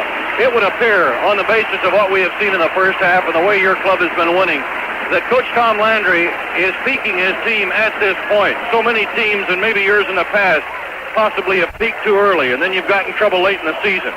Compare, if you will, for us, the progress of the team this year as to last year when you marched into the Super Bowl. Well, it seems as though we've gotten to the position that maybe we have to have a little adversity. We've won our division every year since 1966, and as a result, people just always kind of automatically say, well, the Cowboys will win the East, and then they start going on and talking about other divisions where they think there's going to be a race. And I think after a little bit of time, this starts sinking in on everybody. You just get a little bit complacent, I guess. Tex Schramm is the president and general manager of the Cowboys, as you know, and Tex, I'd like to know how you got Dwayne Thomas back, how it worked, because it looks like he has come back and really put it all together for you. Well, Dwayne, we've always wanted Dwayne as a football player, and when the controversy was going on last spring and summer, and we always took the position that if Dwayne reported that there was a place for him, that what his feelings were and what he said about me or something like about that wasn't important. The important thing was of how he related to his teammates and what he produced on the football field, and anything else is kind of unimportant. And we always took that position, and before the league season started, Dwayne came in and said that he wanted to play, and since that time he's been doing his job on the football field. And I think now with Calvin Hill healthy again, I think we have some problems to present to other football teams with both Dwayne Thomas and Calvin in the same backfield. Did Jim Brown play a role in Dwayne Thomas coming back? Jim Brown, the former Cleveland star, now a motion picture actor? Yes, when Dwayne came down the week before our opening league game, he was accompanied by Jim Brown, and Jim told him that he had no alternative other than to play, in essence, and convinced him that he was better off playing football than not. Is he happy now? Dwayne? Yeah. I really couldn't tell you whether he's happy. He's a very quiet man. He has his own thoughts. If performance on the football field means he's happy, then he's pretty happy. He looks happy. I'm happy. Okay, Tex, thanks so much for coming up. It's great to see you. Congratulations again on a great part. Well, thank you very much. Tex Schramm, the president and general manager of the Cowboys. We'll be right back with the second half kickoff in just a minute. Vernon Studdard takes the second half kickoff. The New York Jets brings it out to the 24-yard line where Charlie Waters smacks him down. So we're underway in the third quarter at Texas Stadium in Dallas. The Jets with Bob Davis as quarterback. Come out of the huddle. George Knock and John Riggins are the running back.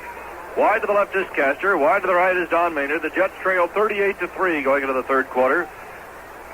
Davis barks the play, gives off to Riggins. No hole at the left tackle spot. Tries to get to the outside. Knock cuts across the 25. Gets to about the 27. D.D. Lewis, who just barely made it in as a linebacker on the right side, made the tackle. He got in there just as the play started. Ball is put down on the 28-yard line. Let's make it. And the Jets have a second down and about 6, a little more than 6 possibly. Castor coming wide to the left, going to the right is Don Maynard. The Jets operating in the eye. Bob Davis at quarterback. Joe Namath started the game. Has not been in since the second quarter started. Here's a sideline pattern to Castor, but Rich can't hold on to the ball. Covered by Mel Renfro. Short pass play, but it gained only about 3 yards. Now it's third down and 6 for New York. Sam, what about the first half now statistically? Well, as we would expect, all Dallas, 14 first downs to 4 for the Jets. Rushing yardage, 133 to 31 for the Jets. Through the air, Dallas had 115 yards, 29 for the Jets. Passes, Dallas was 7 for 11. The Jets 4 for 14 with 3 interceptions.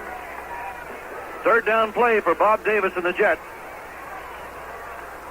Davis goes back to pass, and Lilly is after him. Davis setting a screen. Riggins makes the catch, but he's going to be thrown for a loss by middle linebacker Leroy Jordan. So the pass was completed for a loss back to about the 25-yard line. It's fourth down and almost 10 for New York.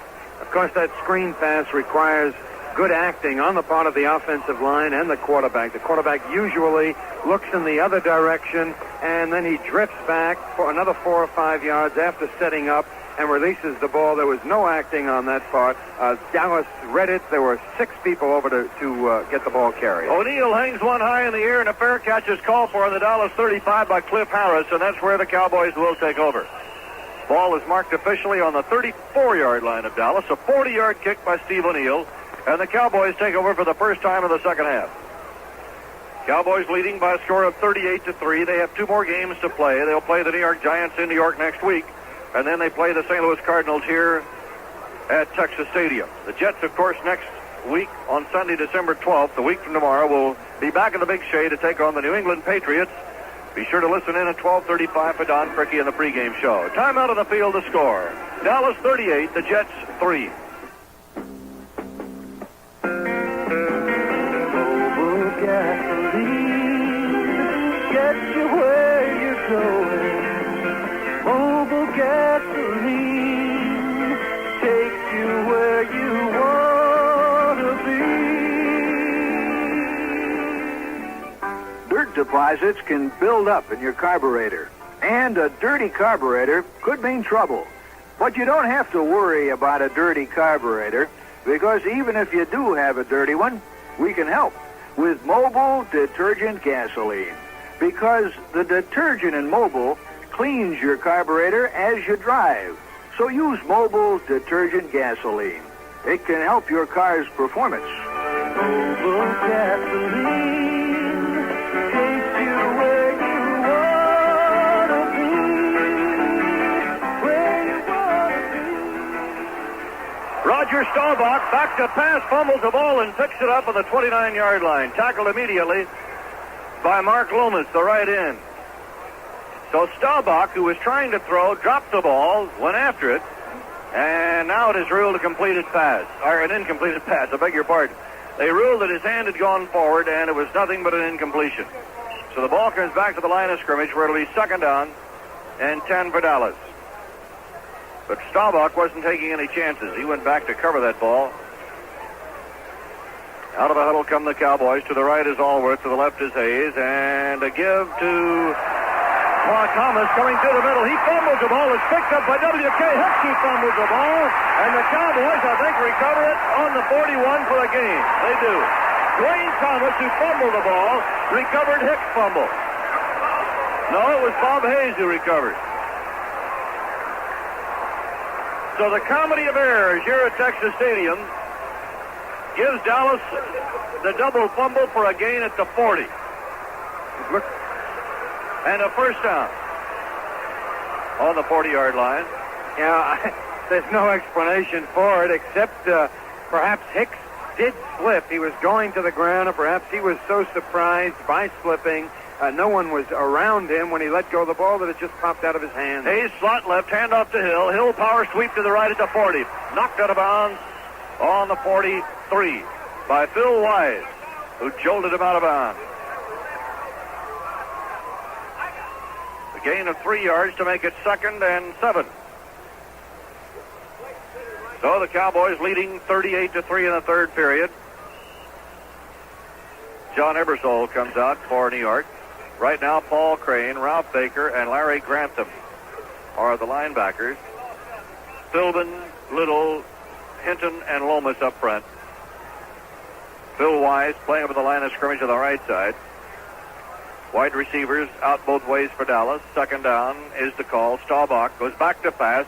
And in the pocket, throwing back over the middle. A fine catch by Billy Truax, the tight end. He is down to the 50-yard line. Bounces down to the 49 in Jet territory. Hicks knocked him off balance, and he was covered by Paul Crane, but a great catch by Billy Truax, and timeout for a measurement. An 8-yard pickup on the play. Ebersol is back in. Phil Wise goes out. Good pass protection, Merle. The Jets were blitzing 2 linebackers, and Dallas kept them away from the quarterback. And a first down by a little more than the length of the football. Dallas leads in the Eastern Division of the NFC, a half game over Washington. Dallas has won 8, lost 3. Washington is 7-3-1. Washington will play the Giants tomorrow. Now the Cowboys. First down on the 49 of New York. Out of the huddle. Over the ball is Dave Manders. The guards are John Nyland and Blaine Nye. The tackles, Tony Licio and Rayfield Wright. Here's a slot to the right for Dallas. Hayes wide. Now Allworth out of the slot in motion to the left. Staubach back to pass. Straight back he goes. He's throwing for Allworth. He's wide open. Makes the catch at the 35. And he is knocked out of bounds on the 30-yard line by John Dockery. I think they're going to spot it on the 31 where he went out. So Lance Allworth, who used to be known as Bambi, but whatever happened to that nickname, Sam?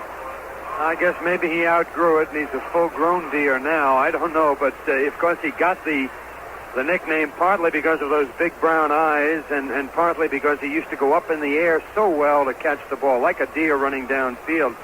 Incidentally, Merle, in the first half, Staubach threw 11 times. He's thrown 3 or 4 times in this half, and never once has he scrambled out of the pocket. Sam, you're missing your cue on Allworth.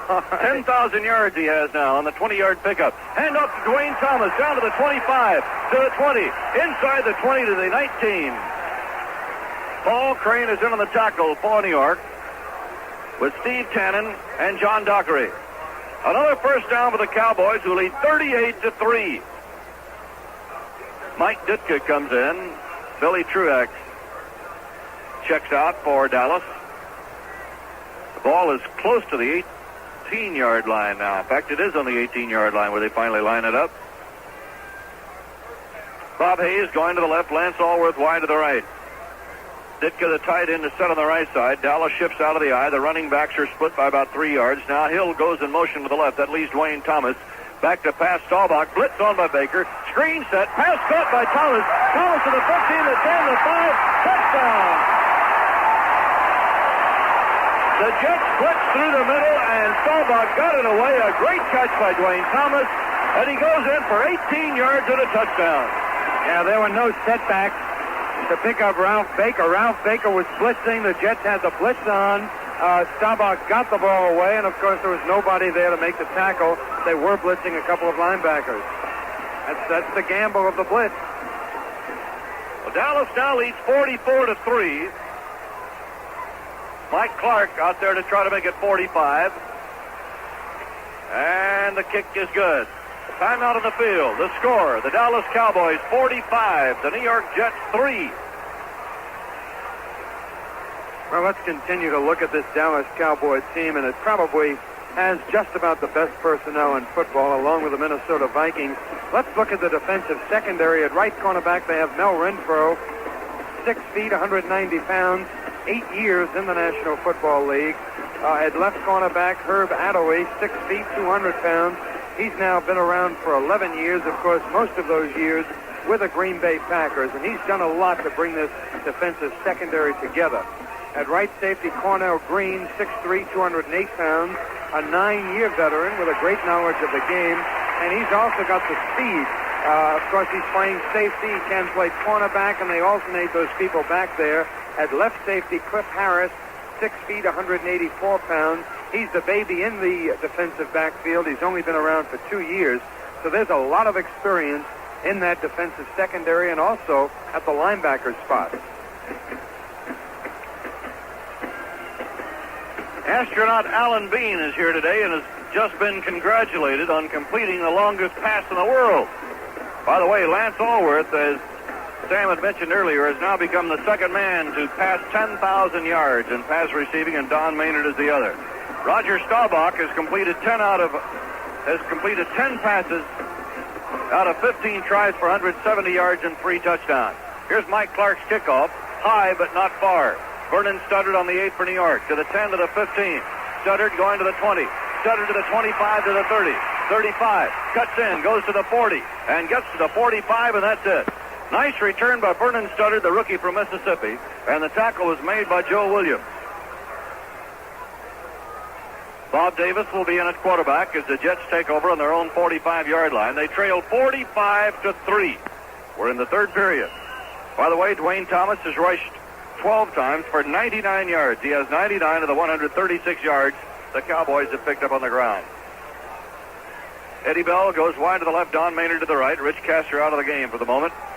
Running backs are split, and Davis hands off to Steve Harkey. Harkey goes, or rather George Knock. Knock goes to midfield. No, it is Harkey. Steve Harkey going to midfield and is brought down by Larry Cole, the defensive left end for Dallas. So the gain is 5. It'll be 2nd and 5 for New York.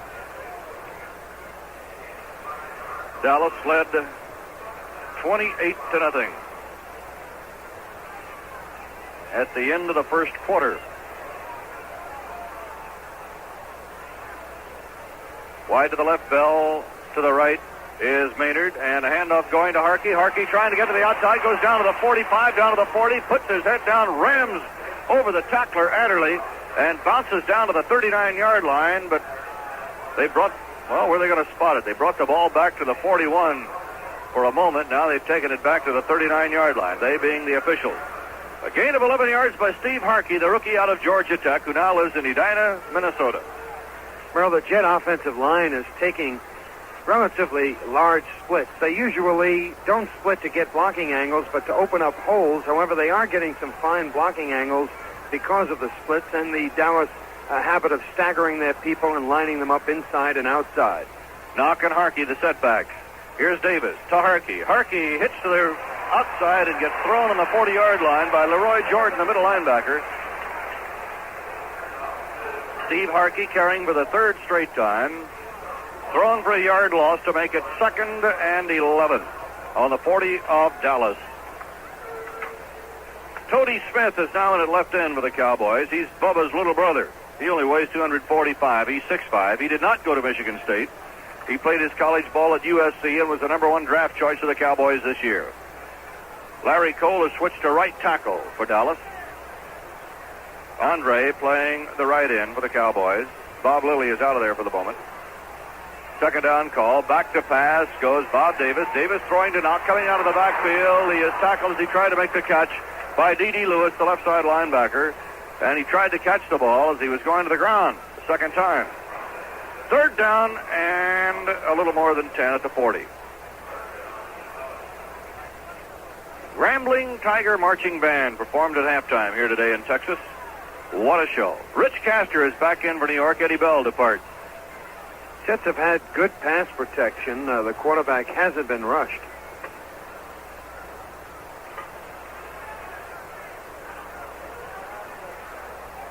Third down coming now. Castor wide to the left. Wide to the right, Don Maynard. And Davis goes back to throw. Andre trying to get to him. Davis is going to run the ball right up the middle of the 35. Davis gets down to the 30. Davis is finally thrown down after he gets a first down about the 28. Dave Edwards made the stop, the left linebacker. So Bob Davis scrambling right through the middle, getting a first down at the Dallas 28. And again, Merle, he wasn't rushed.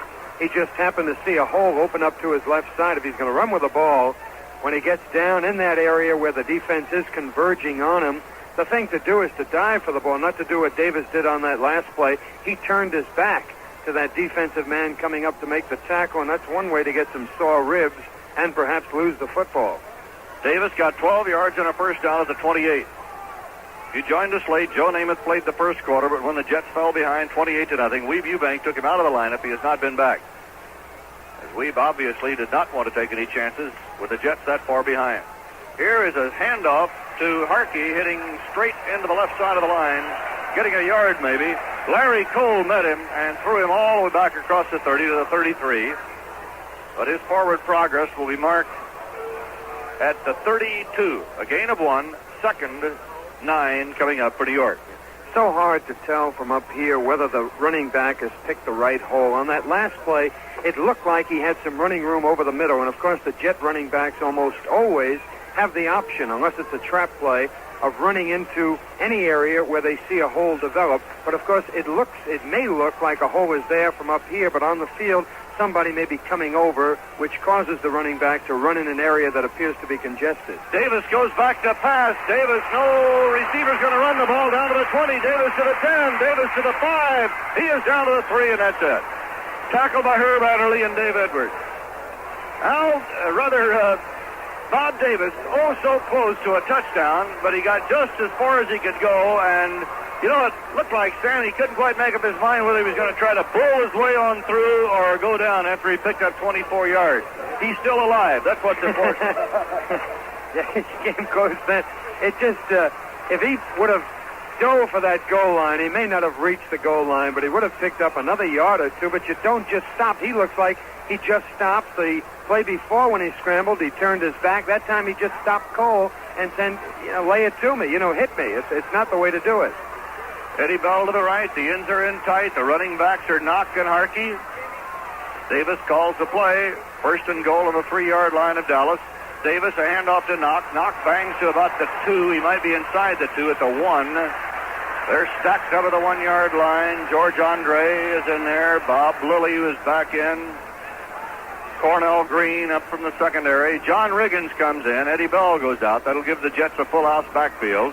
The ball at the 1-yard line of Dallas. The Jets have not been able to score except by the one field goal by Bob Halfield. The Cowboys are leading 45-3. We're 5 minutes away from the end of the third quarter. The Jets break the huddle. John Schmidt is out over the ball. The Jets set up at a power I in the backfield. Davis barks the play, knock in motion, handoff to Harkey. Harkey pulls to the 1-foot line, but he didn't get over. Cornell Green came up over the top. George Andre hit him down low, and Green whacked him high to knock him down short of the goal line. It'll be second down and goal to go. Inside the 1. The Jets will play the New England Patriots next week at the Big Shea in New York, a week from tomorrow. Right now, they're trying to put one up on the board against the Cowboys. Power I right. Davis barks the play. Davis fakes, rolls right, pitches a ball to Knock. Touchdown, he caught the ball. George Knock, an alley-oop pass. That was kind of a split D-type quarterback play. And Bob Davis was dumped hard as he let that ball go. He was really belted by Toady Smith. Herb Adderley was also over there, and Davis just kind of shot-putted the ball off an old sliding tee, if you will. Yeah, it looked like a basketball play to me. Faked to his left and then had a one-handed jump shot. But the Jets get on the scoreboard with George Knock catching a 1-yard touchdown pass. Bob Halfield for the extra point try. Davis will hold. It's 45-9, Dallas. Here's the snap, and Halfield's kick is good. 4:07 to go in the third quarter, a timeout on the field, and the score is the Dallas Cowboys 45, the New York Jets 10. From Dallas, Merle Herman and Sam DeLuca, with Dallas leading New York 45-10. Bob Halfield getting ready to kick off for New York. Harris and Thomas are deep, and this one is going to go to Harris on the goal line. He comes out to the 5 to the 10, stumbles at the 15-yard line and falls forward to the 17 or 18. I think he fell over Thomas. Well, that touchdown pass of the Jets may not have been a picture pass, but it served the purpose. It got the Jets across the goal line. You know, every time I see the Dallas Cowboys backed up to their own goal line, down on the 1 foot of the 1-yard line, I think of those games against Green Bay, and of course the one game that they lost in the closing seconds in that same situation. Evidently they've learned their lesson. Craig Morton is now in at quarterback for Dallas for the first time today. Hands off to Calvin Hill, who bangs over the middle across the 20 and out to the 22. Paul Crane, the left linebacker from Alabama, makes the tackle for New York. By the way, Bob Davis is now the leading Jet rusher in this game. He has carried 3 times for 38 yards. He directed that last drive, 55 yards on 10 plays for the Jet touchdown. A gain of 4, 2nd and 6 for Dallas. Craig Morton, the 7-year veteran from California, at 6'4", 214 pounds. Bob Hayes to the left. Gloucester Richardson has replaced Lance Allworth. He's wide to the right. A handoff goes to Dwayne Thomas. Thomas trying to get to the outside. Runs into Steve Tannen after a 2-yard pickup, but now he is ridden out of bounds by Paul Crane and Steve Tannen as Dwayne Thomas stays on his feet. He's very strong. They'll mark the ball to the 24-yard line, where it'll be third down coming up for Dallas. Ball goes down on the 24, and third down, about 4 coming up. New York Jets football is produced by and through the facilities of WOR AM Radio in New York, the flagship station of the New York Jets radio network.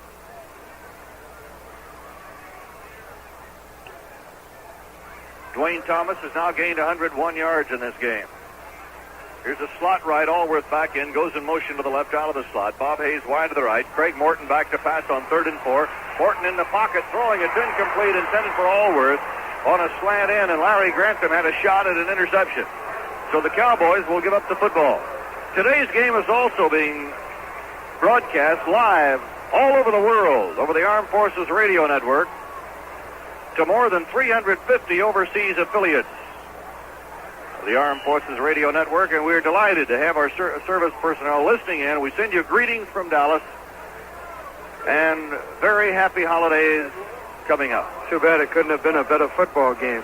It really is. I know Tex Schramm said that as he left the booth. It's really a shame that the game wasn't such that Joe Namath could have stayed longer and the fans would have had a better look at him here. Whitby punting it away for Dallas, drives it downfield. Ferristopoulos after the ball, takes a bounce. He fields it on the 31. Ferristopoulos trying to get to the outside, gets to the 33, and Ike Thomas stops him on the 33-yard line.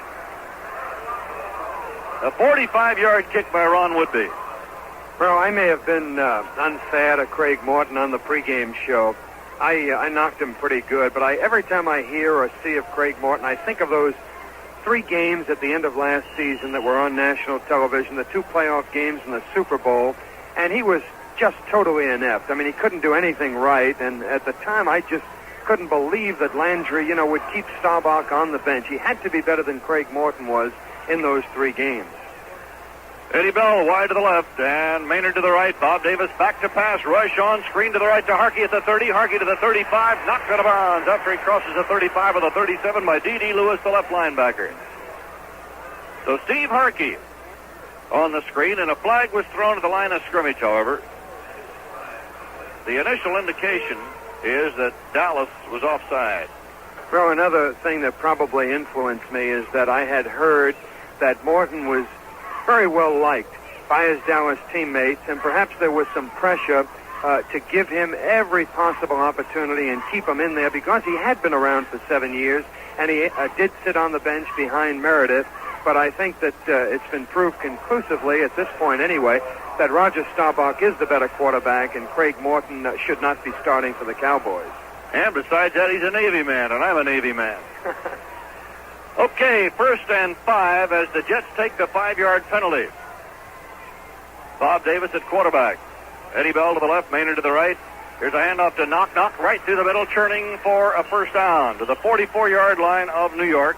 Pat Toomey from Vanderbilt, a second-year man, makes the tackle with help from Larry Cole, the veteran from the University of Hawaii. First down, New York on the 44-yard line of the Jets. We have 2 minutes left to play in the third quarter. The Cowboys lead the Jets 45-10. They led at the end of the first quarter 28-0. They led at the half 38-3. Sure is a beautiful stadium. Yeah, that's a nice observation. Bell to the left, Maynard to the right. Davis a handoff to Harkey. Harkey hits the right side on a slant, churns out across the 45 to the 48. Larry Cole is over to make the tackle for Dallas. D.D. Lewis also over there. Pat Toomey playing right in. Larry Cole at right tackle. Bob Lilly out of the ball game. Bill Gregory at left tackle. Toady Smith at left end, as Coach Tom Landry is giving some of his younger players a little experience here. Bell coming out to the left. Maynard to the right. 2nd down, 6 after a gain of 4. Bell splits by 15 yards to the left. Here's a pitch going wide to Harkey. Harkey trying to play a block by Sweas, cuts in and knocks a would-be tackler over backward as he goes across midfield, getting down to the 47-yard line of the Cowboys. Mel Renfro will get credit from the stop, but this Steve Harkey is a tough kid, Sam. Always tough. This is what the Jet coaches were so impressed with. Well, somebody suggested that the Jets may be trying to run out the clock. I guess that's unfair, too. It's just one of those days when nothing went right, and you get off to a bad start, and, of course, nobody is more demoralized than the Jets were after the Cowboys got on the scoreboard so quickly in the very first quarter. 3rd down and 1. Riggins has come in to give the Jets a full-house backfield. Harkey and Knock at the other back. Davis calling signals. Davis takes the snap, and he gives to Harkey, and Harkey hits close to the 45, and he'll be very close to a first down. He might have it. Charlie Waters from the secondary stops the play for the Dallas Cowboys, and it is a first down for the Jets near the 45-yard line as the gun stops play. And we have come to the end of the third quarter. So there's the end of the third quarter and the score. The Dallas Cowboys 45 and the New York Jets 10. Now the fourth quarter coming up in Dallas, where the Cowboys lead the Jets 45-10. And the Jets have the ball at the Dallas 45-yard line. Joe Namath, as we have mentioned several times, has not seen action since the first quarter, only because of the score. The Cowboys won at 28-0. This field in Dallas has been described as very hard by the Jets and very hard also by the Los Angeles Rams. I guess this is an artificial turf, by the way, and the brands are different. One, for instance, the one in Miami is softer. They have a little more bounce in it, but it's also rather slick, and they water it down. Here in Dallas, this type of artificial turf is harder. Wide to the right, Bell. Wide to the left, Castor. Bob Davis with John Riggins and Emerson Boozer back in as a setback. Or Cliff McLean, rather. Here's a handoff to Riggins. Riggins hits the left side on a slant, crosses the 45, goes to the 43. Toady Smith makes the tackle. D.D. Lewis helping out of the play. Ball is put close to the 43-yard line. That's where it'll go down. A gain of 2, and it's 2nd down and 8 for the Jets. Ike Thomas returned the opening kickoff 101 yards to set the stage for the Dallas route this afternoon. Bell to the right. Castor wide to the left. Davis, a handoff to McLean. McLean right through the middle, banging into D.D. Lewis, the linebacker. Fumbles the ball. Castor picks it up. Castor picked up another 5-6 yards. Down across the 25 into the 24. Cordell Green stopped Rich Castor, who picked up the fumble by Clifford McLean. And a break like that's a little late in this game, Sam. Yeah, that's a fine play, but I'd hate to see them try to do it again. It looked like it was planned. First down to the 24-yard line in Dallas territory. It's a little late for Jet fans, that is. I would imagine this afternoon we have a lot of Dallas fans listening in around the world. And the Cowboys have really rolled this afternoon. Wide receivers out both ways. Bob Davis, a handoff to Riggins. Riggins bangs into the right side. D.D. Lewis meets him straight up. And the Cowboys pile him up at about the 22. D.D. Lewis held him up. Cordell Green came over the top. Toady Smith, Bubba's little brother, was in there.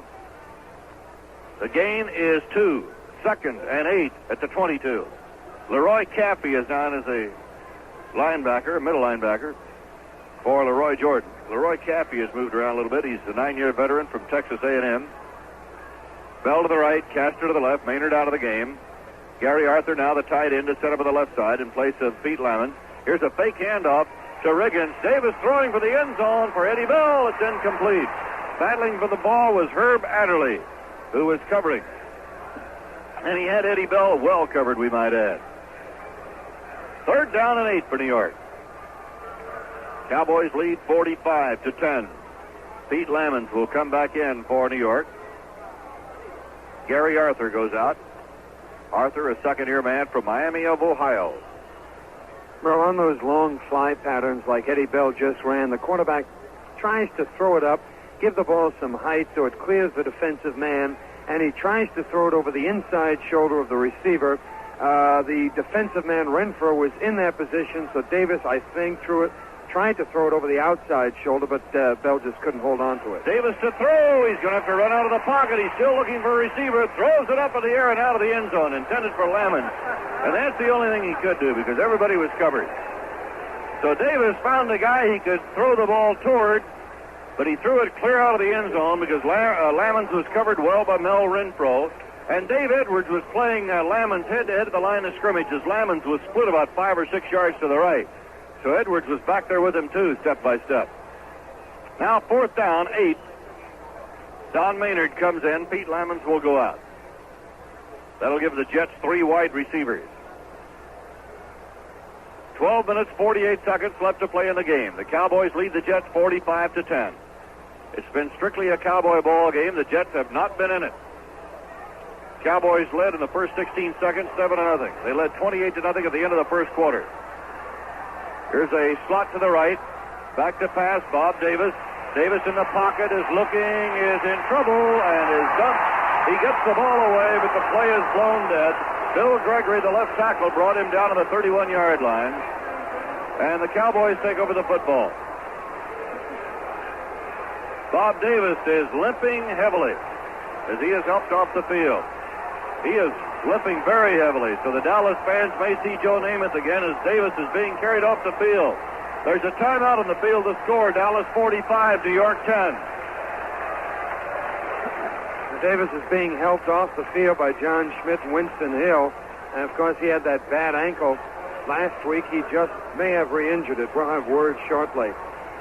You know, the rule is that the plus or minus factor in the takeaway and giveaway ratings in pro football generally will reflect the standing of the teams, give or take a few percentage points.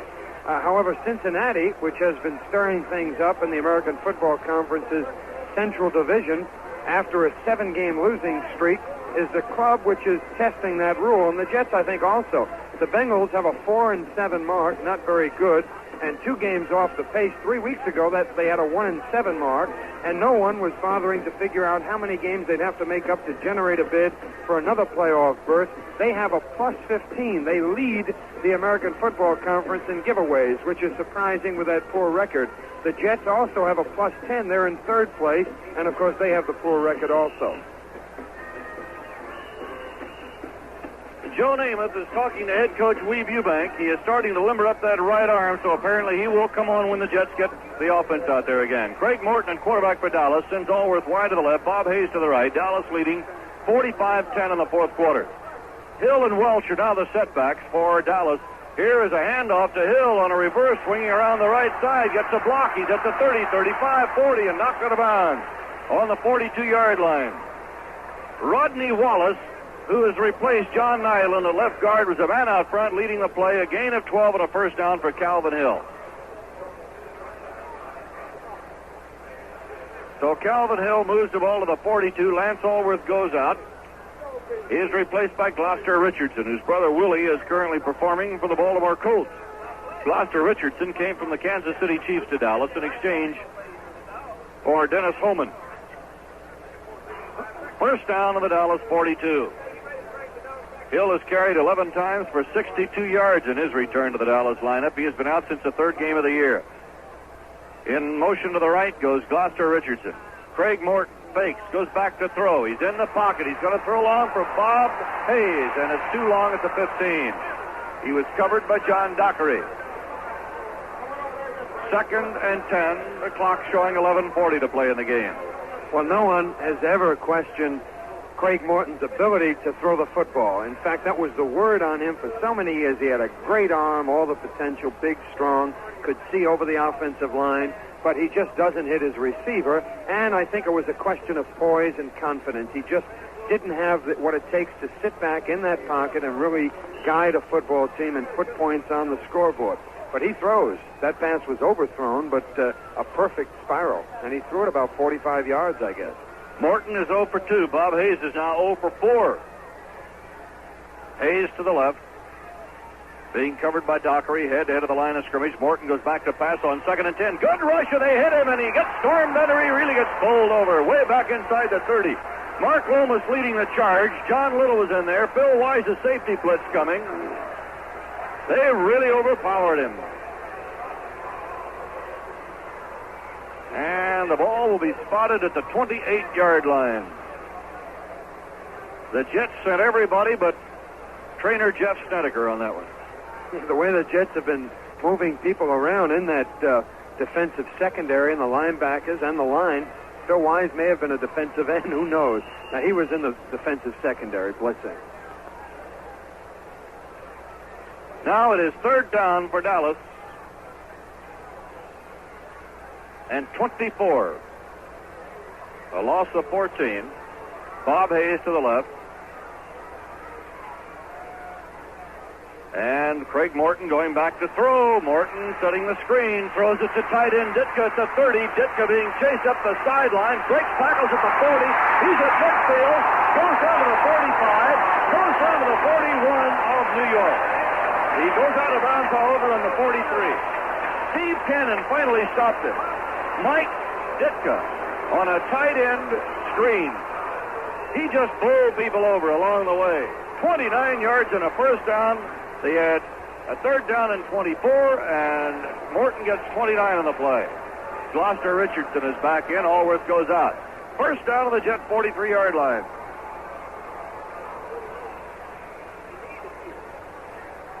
Cowboys out of the huddle. 10 minutes, 20 seconds left to play in the game. Richardson coming to the right. Hayes To the left, here's a handoff to Claxton Welch, and he bangs across the 40 to about the 37.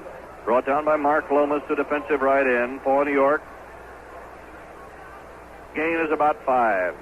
Second down and 5 yards to go. Richardson out, Allworth is in. Forrest Gregg is now in the game at left tackle, the old pro from SMU, in place of Tony Liscio. Well, it looks like the Jets have another injury. That injury jinx continues. Gus Holloman, again, leaving the field with Dr. Nicholas holding his hand, so it looks like another hand injury. Cowboys, 21st downs. Morton fakes, goes back to throw. He's throwing back to Bobby Hayes on the 22, and he is ducked. What about the 19 on a jarring block by Phil Wise? Bob Hayes making his first reception of the day. And the Cowboys have a first down on the Jet 19. 24 yards on that one. And Craig Morton is moving the Cowboys. Gloucester Richardson comes in. Lance Allworth goes out. So now they're doing the switching, carrying the plays in from Tom Landry. Cowboys lead 45-10. They've controlled the ball now for the last several minutes, moving on the ground and through the air behind Craig Morton, after 45 points were posted on the board by Roger Staubach. Now the Cowboys set in an I, with a wide receiver to the left and Richardson going in motion to the right. Staubach, straight handoff to Welch. Oh, he got hit as he took the handoff by Chuck Hinton and jarred backward. And Jerry Philbin and Mike Ditka are looking at each other. What a hit by Chuck Hinton. No gain. In fact, he lost a yard at the 20. Second 11. Richardson out, Allworth in. Oh, well, watch Mike Ditka and see if he comes out and lines up on that side once again. Of course, he alternates. He doesn't line up over Jerry Philbin on every play. He is coming out. We'll see what happens on this next play. Allworth to the left. Now he switches in the slot left with Hayes going wide to the left. Now Allworth goes in motion to the right. Morton takes the snap. Morton backed up. Throwing over the middle. Allworth, touchdown. What a beautiful strike from Allworth. Steve Tannen was in the area, and Allworth cut right in front of him like a bullet. 70 yards, 8 plays, and the Cowboys are on the board again. A 20-yard touchdown pass from Craig Morton to Lance Allworth.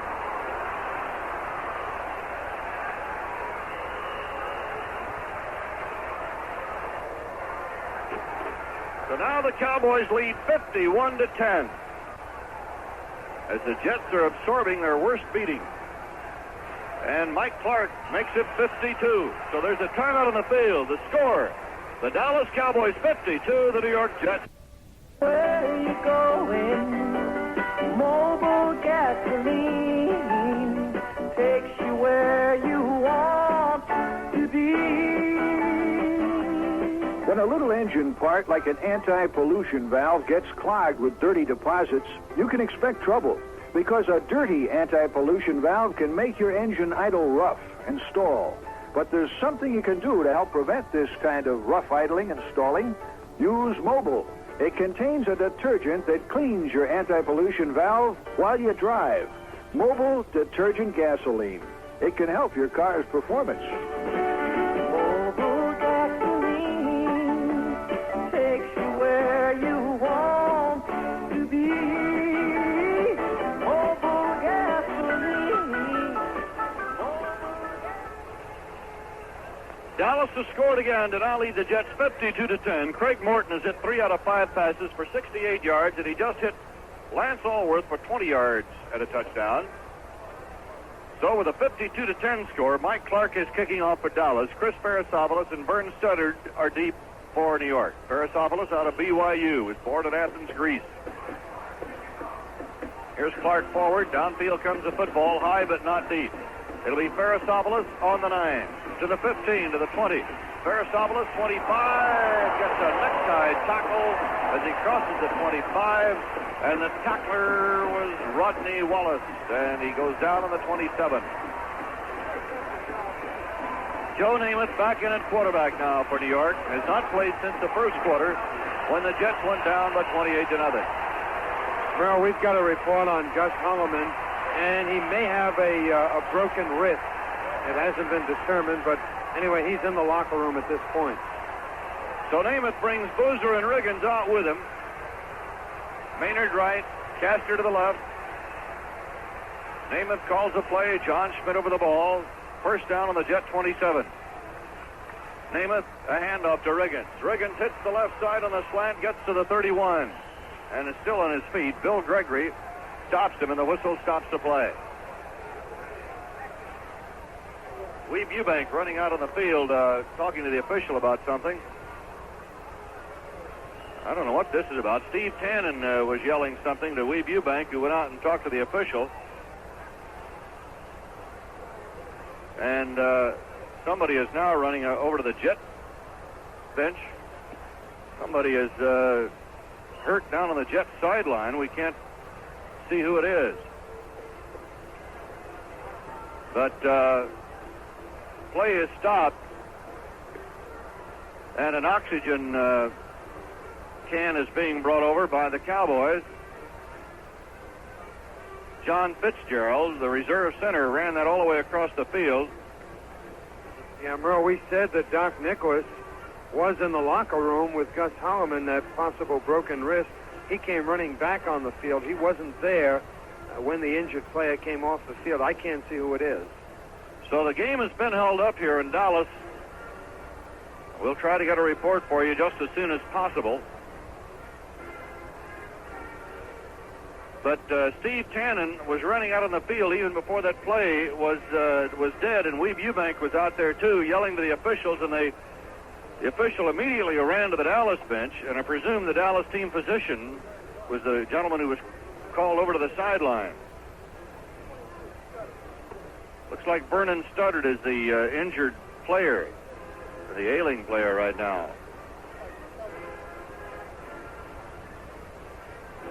So the game has been held up here in Dallas, where the Cowboys lead the Jets by a score of 52-10. And they're now bringing a stretcher out of the ambulance is being brought out on the field.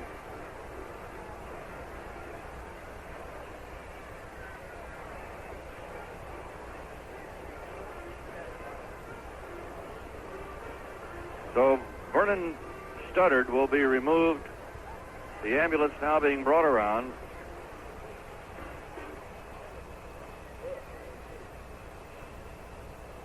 And the game being held up. Nothing going on here right now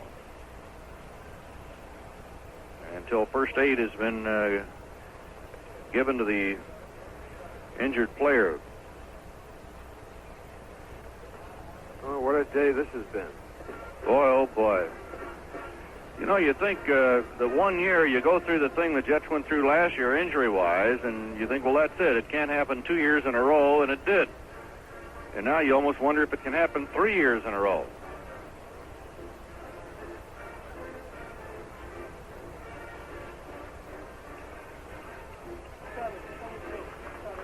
So now, Vernon Studdard being removed,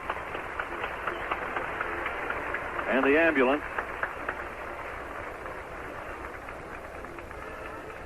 I don't know if he was hit on that last return as a blocker for Parasopolis or not, Sam. I really didn't see it. No, I didn't see him leave the field either, Merle.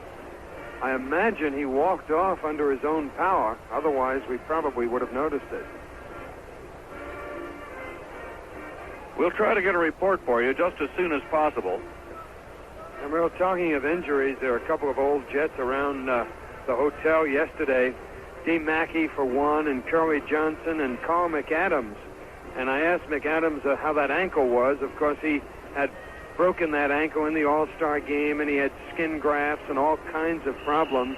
And he still, after, I guess, 2 years now that he hasn't played football, he still says it does bother him. He says one day it feels fine, the next day he has a problem walking.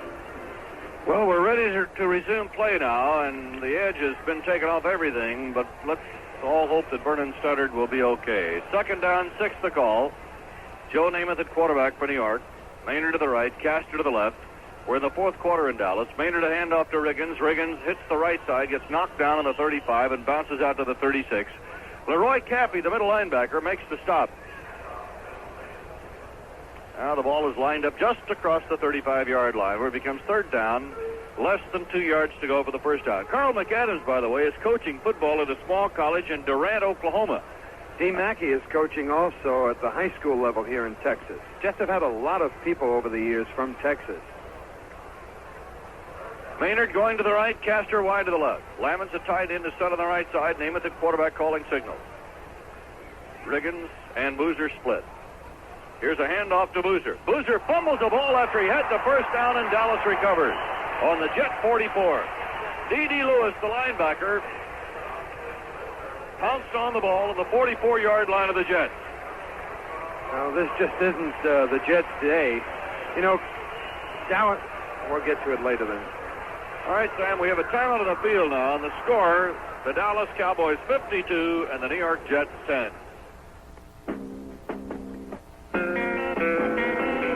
Mobile gasoline gets you where you're going.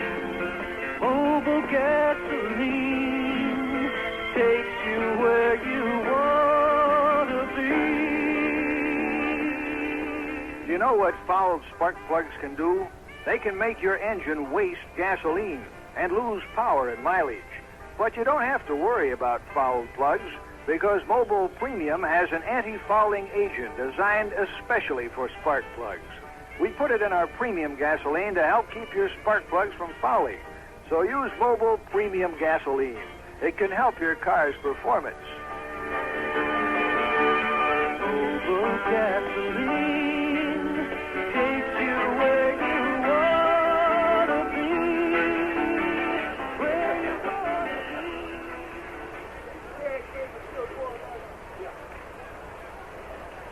The Cowboys take over the football after the fumble on the 44-yard line of the Jets. Joe Williams, a rookie from Wyoming, and Claxton Welch, a third-year man, are now the running backs. Wide receivers out both ways for Dallas. Craig Morton at quarterback. A pitch going to Williams. Williams at the 40. Gets dumped hard on the 38-yard line. Ebersol was on the tackle, along with Grantham. Bob Hayes threw a block there. We'll pause briefly now for station identification on the Jet Set Network. You're listening to New York Jets football from WTRY FM 106.5, Albany, New York. Pearl Herman with Sam DeLuca at Texas Stadium in Dallas, and Dallas has just been hit with a 5-yard penalty for being offside, nullifying the gain, and a 5-yard penalty tacked on, making it 1st and 15 for Dallas on the Jet 49. The worst beating the Jets have ever taken previous to this game was 52-31 by the old Dallas Texans, now the Kansas City Chiefs, in 1962. Here's a handoff going to Williams. Williams on the sweep to the right, cuts in, goes across the 45, gets hit on the 42 and bounces to the 40-yard line. Ralph Baker was in on the stop for New York, along with Paul Crane. So Joe Williams gets about 8 yards near the 40. Ebersol now coming out. Of course, the Jets really weren't the Jets in 62 either. They were the Titans. I think that San Diego scored about 51 points against the Jets back in 1963. I don't remember the score of the game, but I know that was the first year they were called the Jets, and they were beaten badly in the old Polo Ground. Here's Morton on a handoff to Williams, and Williams bangs right through the middle across the 40 to the 37. Phil Wise makes the stop for New York, the rookie from Nebraska at Omaha. Now Dallas will have third down and about 3. A week from tomorrow, the Jets will take on the New England Patriots at the Big Shea in New York. 12:35 for the Don Criqui Show, followed by Sam DeLuca and pregame highlights. Going wide to the left, Gloucester Richardson. To the right is Bob Hayes. Lance Allworth out of the game now. Craig Morton back to pass on 3rd and 3. He is in the pocket, throwing over the middle to Ditka for a first down. Ditka on the 31 is stopped right there. Larry Grantham makes the tackle, but Ditka has a first down on the Jet 31. Dallas has led since the opening kickoff when Thomas ran it back 101 yards. That's Ike Thomas, the rookie from Bishop, which is right here in Dallas. He ran one back against Los Angeles on Thanksgiving Day on the opening kickoff. First down near the 30-yard line. In fact, they now smooth the ball ahead to the 30. Bob Hayes coming into the slot left with Gloucester Richardson wide to the left. Claxton Welch and Joe Williams in the eye. Here's a pitch going to Williams. Williams on a right-in sweep, crosses the 30, gets to the 25. John Little makes the tackle for the Jets. Rodney Wallace, who is now playing right guard for Dallas, led the blocking. The gain is 6. It'll be 2nd down and 4 for the Cowboys. 3 minutes, 29 seconds left to play in the game. 66,689 have looked on today as Dallas is beating the Jets badly.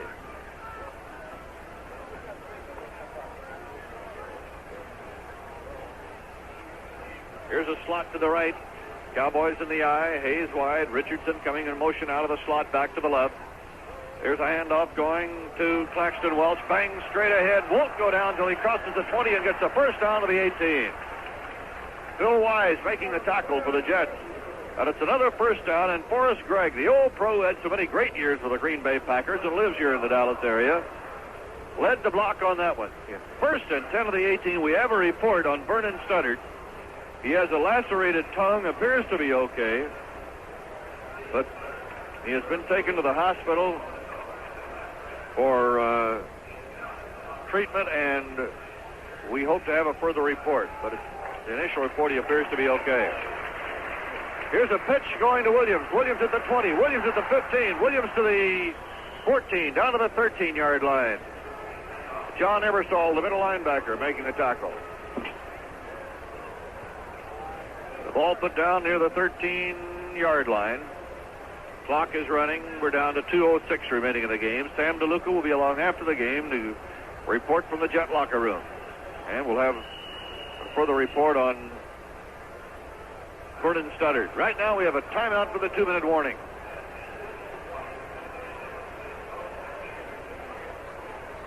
Well, we have another report now on Studdard. He has not been taken to the hospital as yet. He has been taken to the dressing room. Although they did put him in an ambulance, he was taken to the dressing room. It'll be determined later whether they will remove him to the hospital or not. So the report is not as serious as we thought it might be when the game was first stopped and the Dallas team physician came over to administer to the stricken Jets. First down on the 13-yard line of New York when play is resumed. Dallas now has really put the heat on the Washington Redskins. This victory for Dallas will give the Cowboys their 9th win of the year against 3 losses, and Washington will go into the game tomorrow against the Giants with a record of 7-3-1. The Giants go into that game with a similar record to the Jets going into this one. Both teams were 4-7, but the Jets now, of course, will be 4-8. The Jets have 2 more games to play against the New England Patriots a week from tomorrow at the Big Shea, and then against the Cincinnati Bengals on the closeout. And then Weeb Ewbank and his staff will start thinking about the draft in the 1972 season already. Cowboys lead by a score of 52-10. Cowboys guided by Craig Morton. Morton takes the snap, gives on a handoff to Williams. Williams hits the left side, crosses the 10. Ebersol brings him down near the 6-yard line. Joe Williams, a rookie from Wyoming, and Gloucester Richardson turns blocker on that one for Dallas. And they're going to bring that ball back to the 8-yard line. He was all the way down to the 6, but they bring it back to the 8, and that'll call for a measurement. John Mooring, the rookie from Tampa, will come in to play a middle guard now for New York. First down for Dallas by the length of the football. 1:46 seconds remaining to play here at Texas Stadium. Much of the crowd has filed out. This game was settled a long time ago, as early as the first quarter when Dallas moved to a 28-0 lead and wiped out what could have been a very interesting show by Joe Namath, because Weeb Ewbank down that far was taking no chances and pulled Joe. Wide receivers out both ways. A pitch going to Joe Williams. Williams at the 5, puts his head down, rams to the 3. Steve Tannen and John Dockery make the tackle. It'll be 2nd and goal to go now for Dallas. And the ball will be put down on the 3-yard line. Joe Williams, another one of those real tough running backs out of Wyoming. And if you need to be reminded of another one who came from Wyoming, I can only mention the name of Jim Kick, who is one of the finest running backs in the game. Butch Cassidy and the Sundance Kid, Jim Kick and Larry Zonka.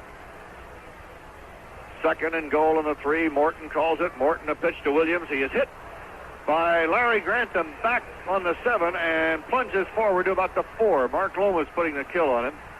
Grantham firing through to trip him up. He's brought down on the 4, where it'll be 3rd and goal to go. We have 32 seconds remaining in the game. And the Cowboys running a long huddle, and the natives are restless. They want to see another touchdown on the scoreboard. Cowboys are letting the clock run. Craig Morton and company with 19 seconds remaining. Come out of the huddle. John Fitzgerald, who's in at center, is over the ball. Now there are 10 seconds left. Hayes going into the slot right. Morton calling it. 5 seconds to go. Morton takes the snap, and he gives to Welch. He is hit on the 4, dump back to the 6. The clock has run out. Ebersol makes the final tackle, and it's all over. So there's the end of the ball game. And the final score, the Dallas Cowboys 52, the New York Jets 10. Now we'll take a look at the scoring, and it all started on the kickoff. Ike Thomas, who had run back a long one against Los Angeles on Thanksgiving Day, ran back an even longer one this afternoon, tying an all-time Cowboy record. He scooted 101 yards on the opening kickoff. And the extra point put Dallas in front 7-0, and only 16 seconds had elapsed in the game. Then Dallas got possession again, and in 7 plays, Roger Staubach marched Dallas 86 yards for a touchdown. And the touchdown came on a 27-yard pass to Calvin Hill. Dallas led 14-0. 8:13 left to play in the first half. Then Staubach hit Hill again on a 27-yard touchdown pass to put Dallas ahead 21-0 at the 6:34 mark. And with 3:14 left to play in the first quarter, Dwayne Thomas scored on a 3-yard smash, and Dallas led 28-0 at the end of the first period. That's when Weeb Eubank pulled Joe Namath, figuring there was absolutely no use in taking a chance on getting Namath injured, since he still has had very little combat. And this field here in Dallas being very hard. And as I said, I'm sure that his thinking was, and Sam DeLuca will have the story on it, that no chances. After all, Joe has been through too much in the last 2 years. So down 28-0 at the end of the first quarter. Dallas went ahead 35-0 in the second period, going 85 yards on 10 plays. Calvin Hill scoring his 3rd touchdown, this time on an 8-yard run. Then Bobby Hoffield got the Jets on the scoreboard with a 35-yard field goal with a minute 46 left in the first half. But Mel Clark wiped that out on a 45-yard field goal. Mike Clark, rather, on a 45-yard field goal with 1 second left on the clock. And at halftime, Dallas was in front 38-3. In the third quarter, Staubach threw an 18-yard strike to Dwayne Thomas as he marched Dallas 65 yards on 7 plays, and the Cowboys moved out front 45-3 with 10:58 to go in the third period. Bob Davis, operating at quarterback for New York, threw a 1-yard touchdown pass to George Knox to make it 45-10. Davis had taken the Jets 55 yards on 10 plays. The third quarter ended with Dallas ahead 45-10. The only touchdown, the only scoring in the fourth quarter was a 20-yard pass from Craig Morton to Lance Allworth, who today became the second man ever to hit the 10,000-yard mark in receptions. The other being, of course, Don Maynard, who went into the season as the only man ever to gain 10,000 yards plus. But Allworth also moved into that select company with 2 receptions and going over the 10,000 mark. So that last touchdown made it 52-10. Joe Namath had to come back when Bob Davis was injured. But very little happened. The Jets had the ball for only 1 series. The fumble turned it over to Dallas, and then Dallas grounded out, killed the clock, and 52-10 was the final. Looking now at the other statistics on the ball game. Joe Namath threw only 5 passes while he was in, completed 1 for 20 yards, and had an interception. Bob Davis hit 4 out of 14 for 29 yards and 1 touchdown, and the Jets had but 49 yards through the air. The leading rusher for New York, John Riggins, with 31 yards and 11 carries. On the Dallas side of the ledger, Roger Staubach and Craig Morton combined for 245 yards of aerial bombs. Staubach hitting 10 out of 15 for 170 and 3 touchdowns. Craig Morton going 4 for 6 for 78 yards and 1 touchdown. Rushing, Dallas had 170 yards, 101 belonging to Dwayne Thomas in 13 carries. And Calvin Hill had 11 carries for 62 yards. Hill scored 3 touchdowns today. Dwayne Thomas had 2. And the Cowboys have now put even more pressure on Washington in the Eastern Division of the NFC with this win today. Dallas now 9-3, Washington 7-3-1 going into the game tomorrow.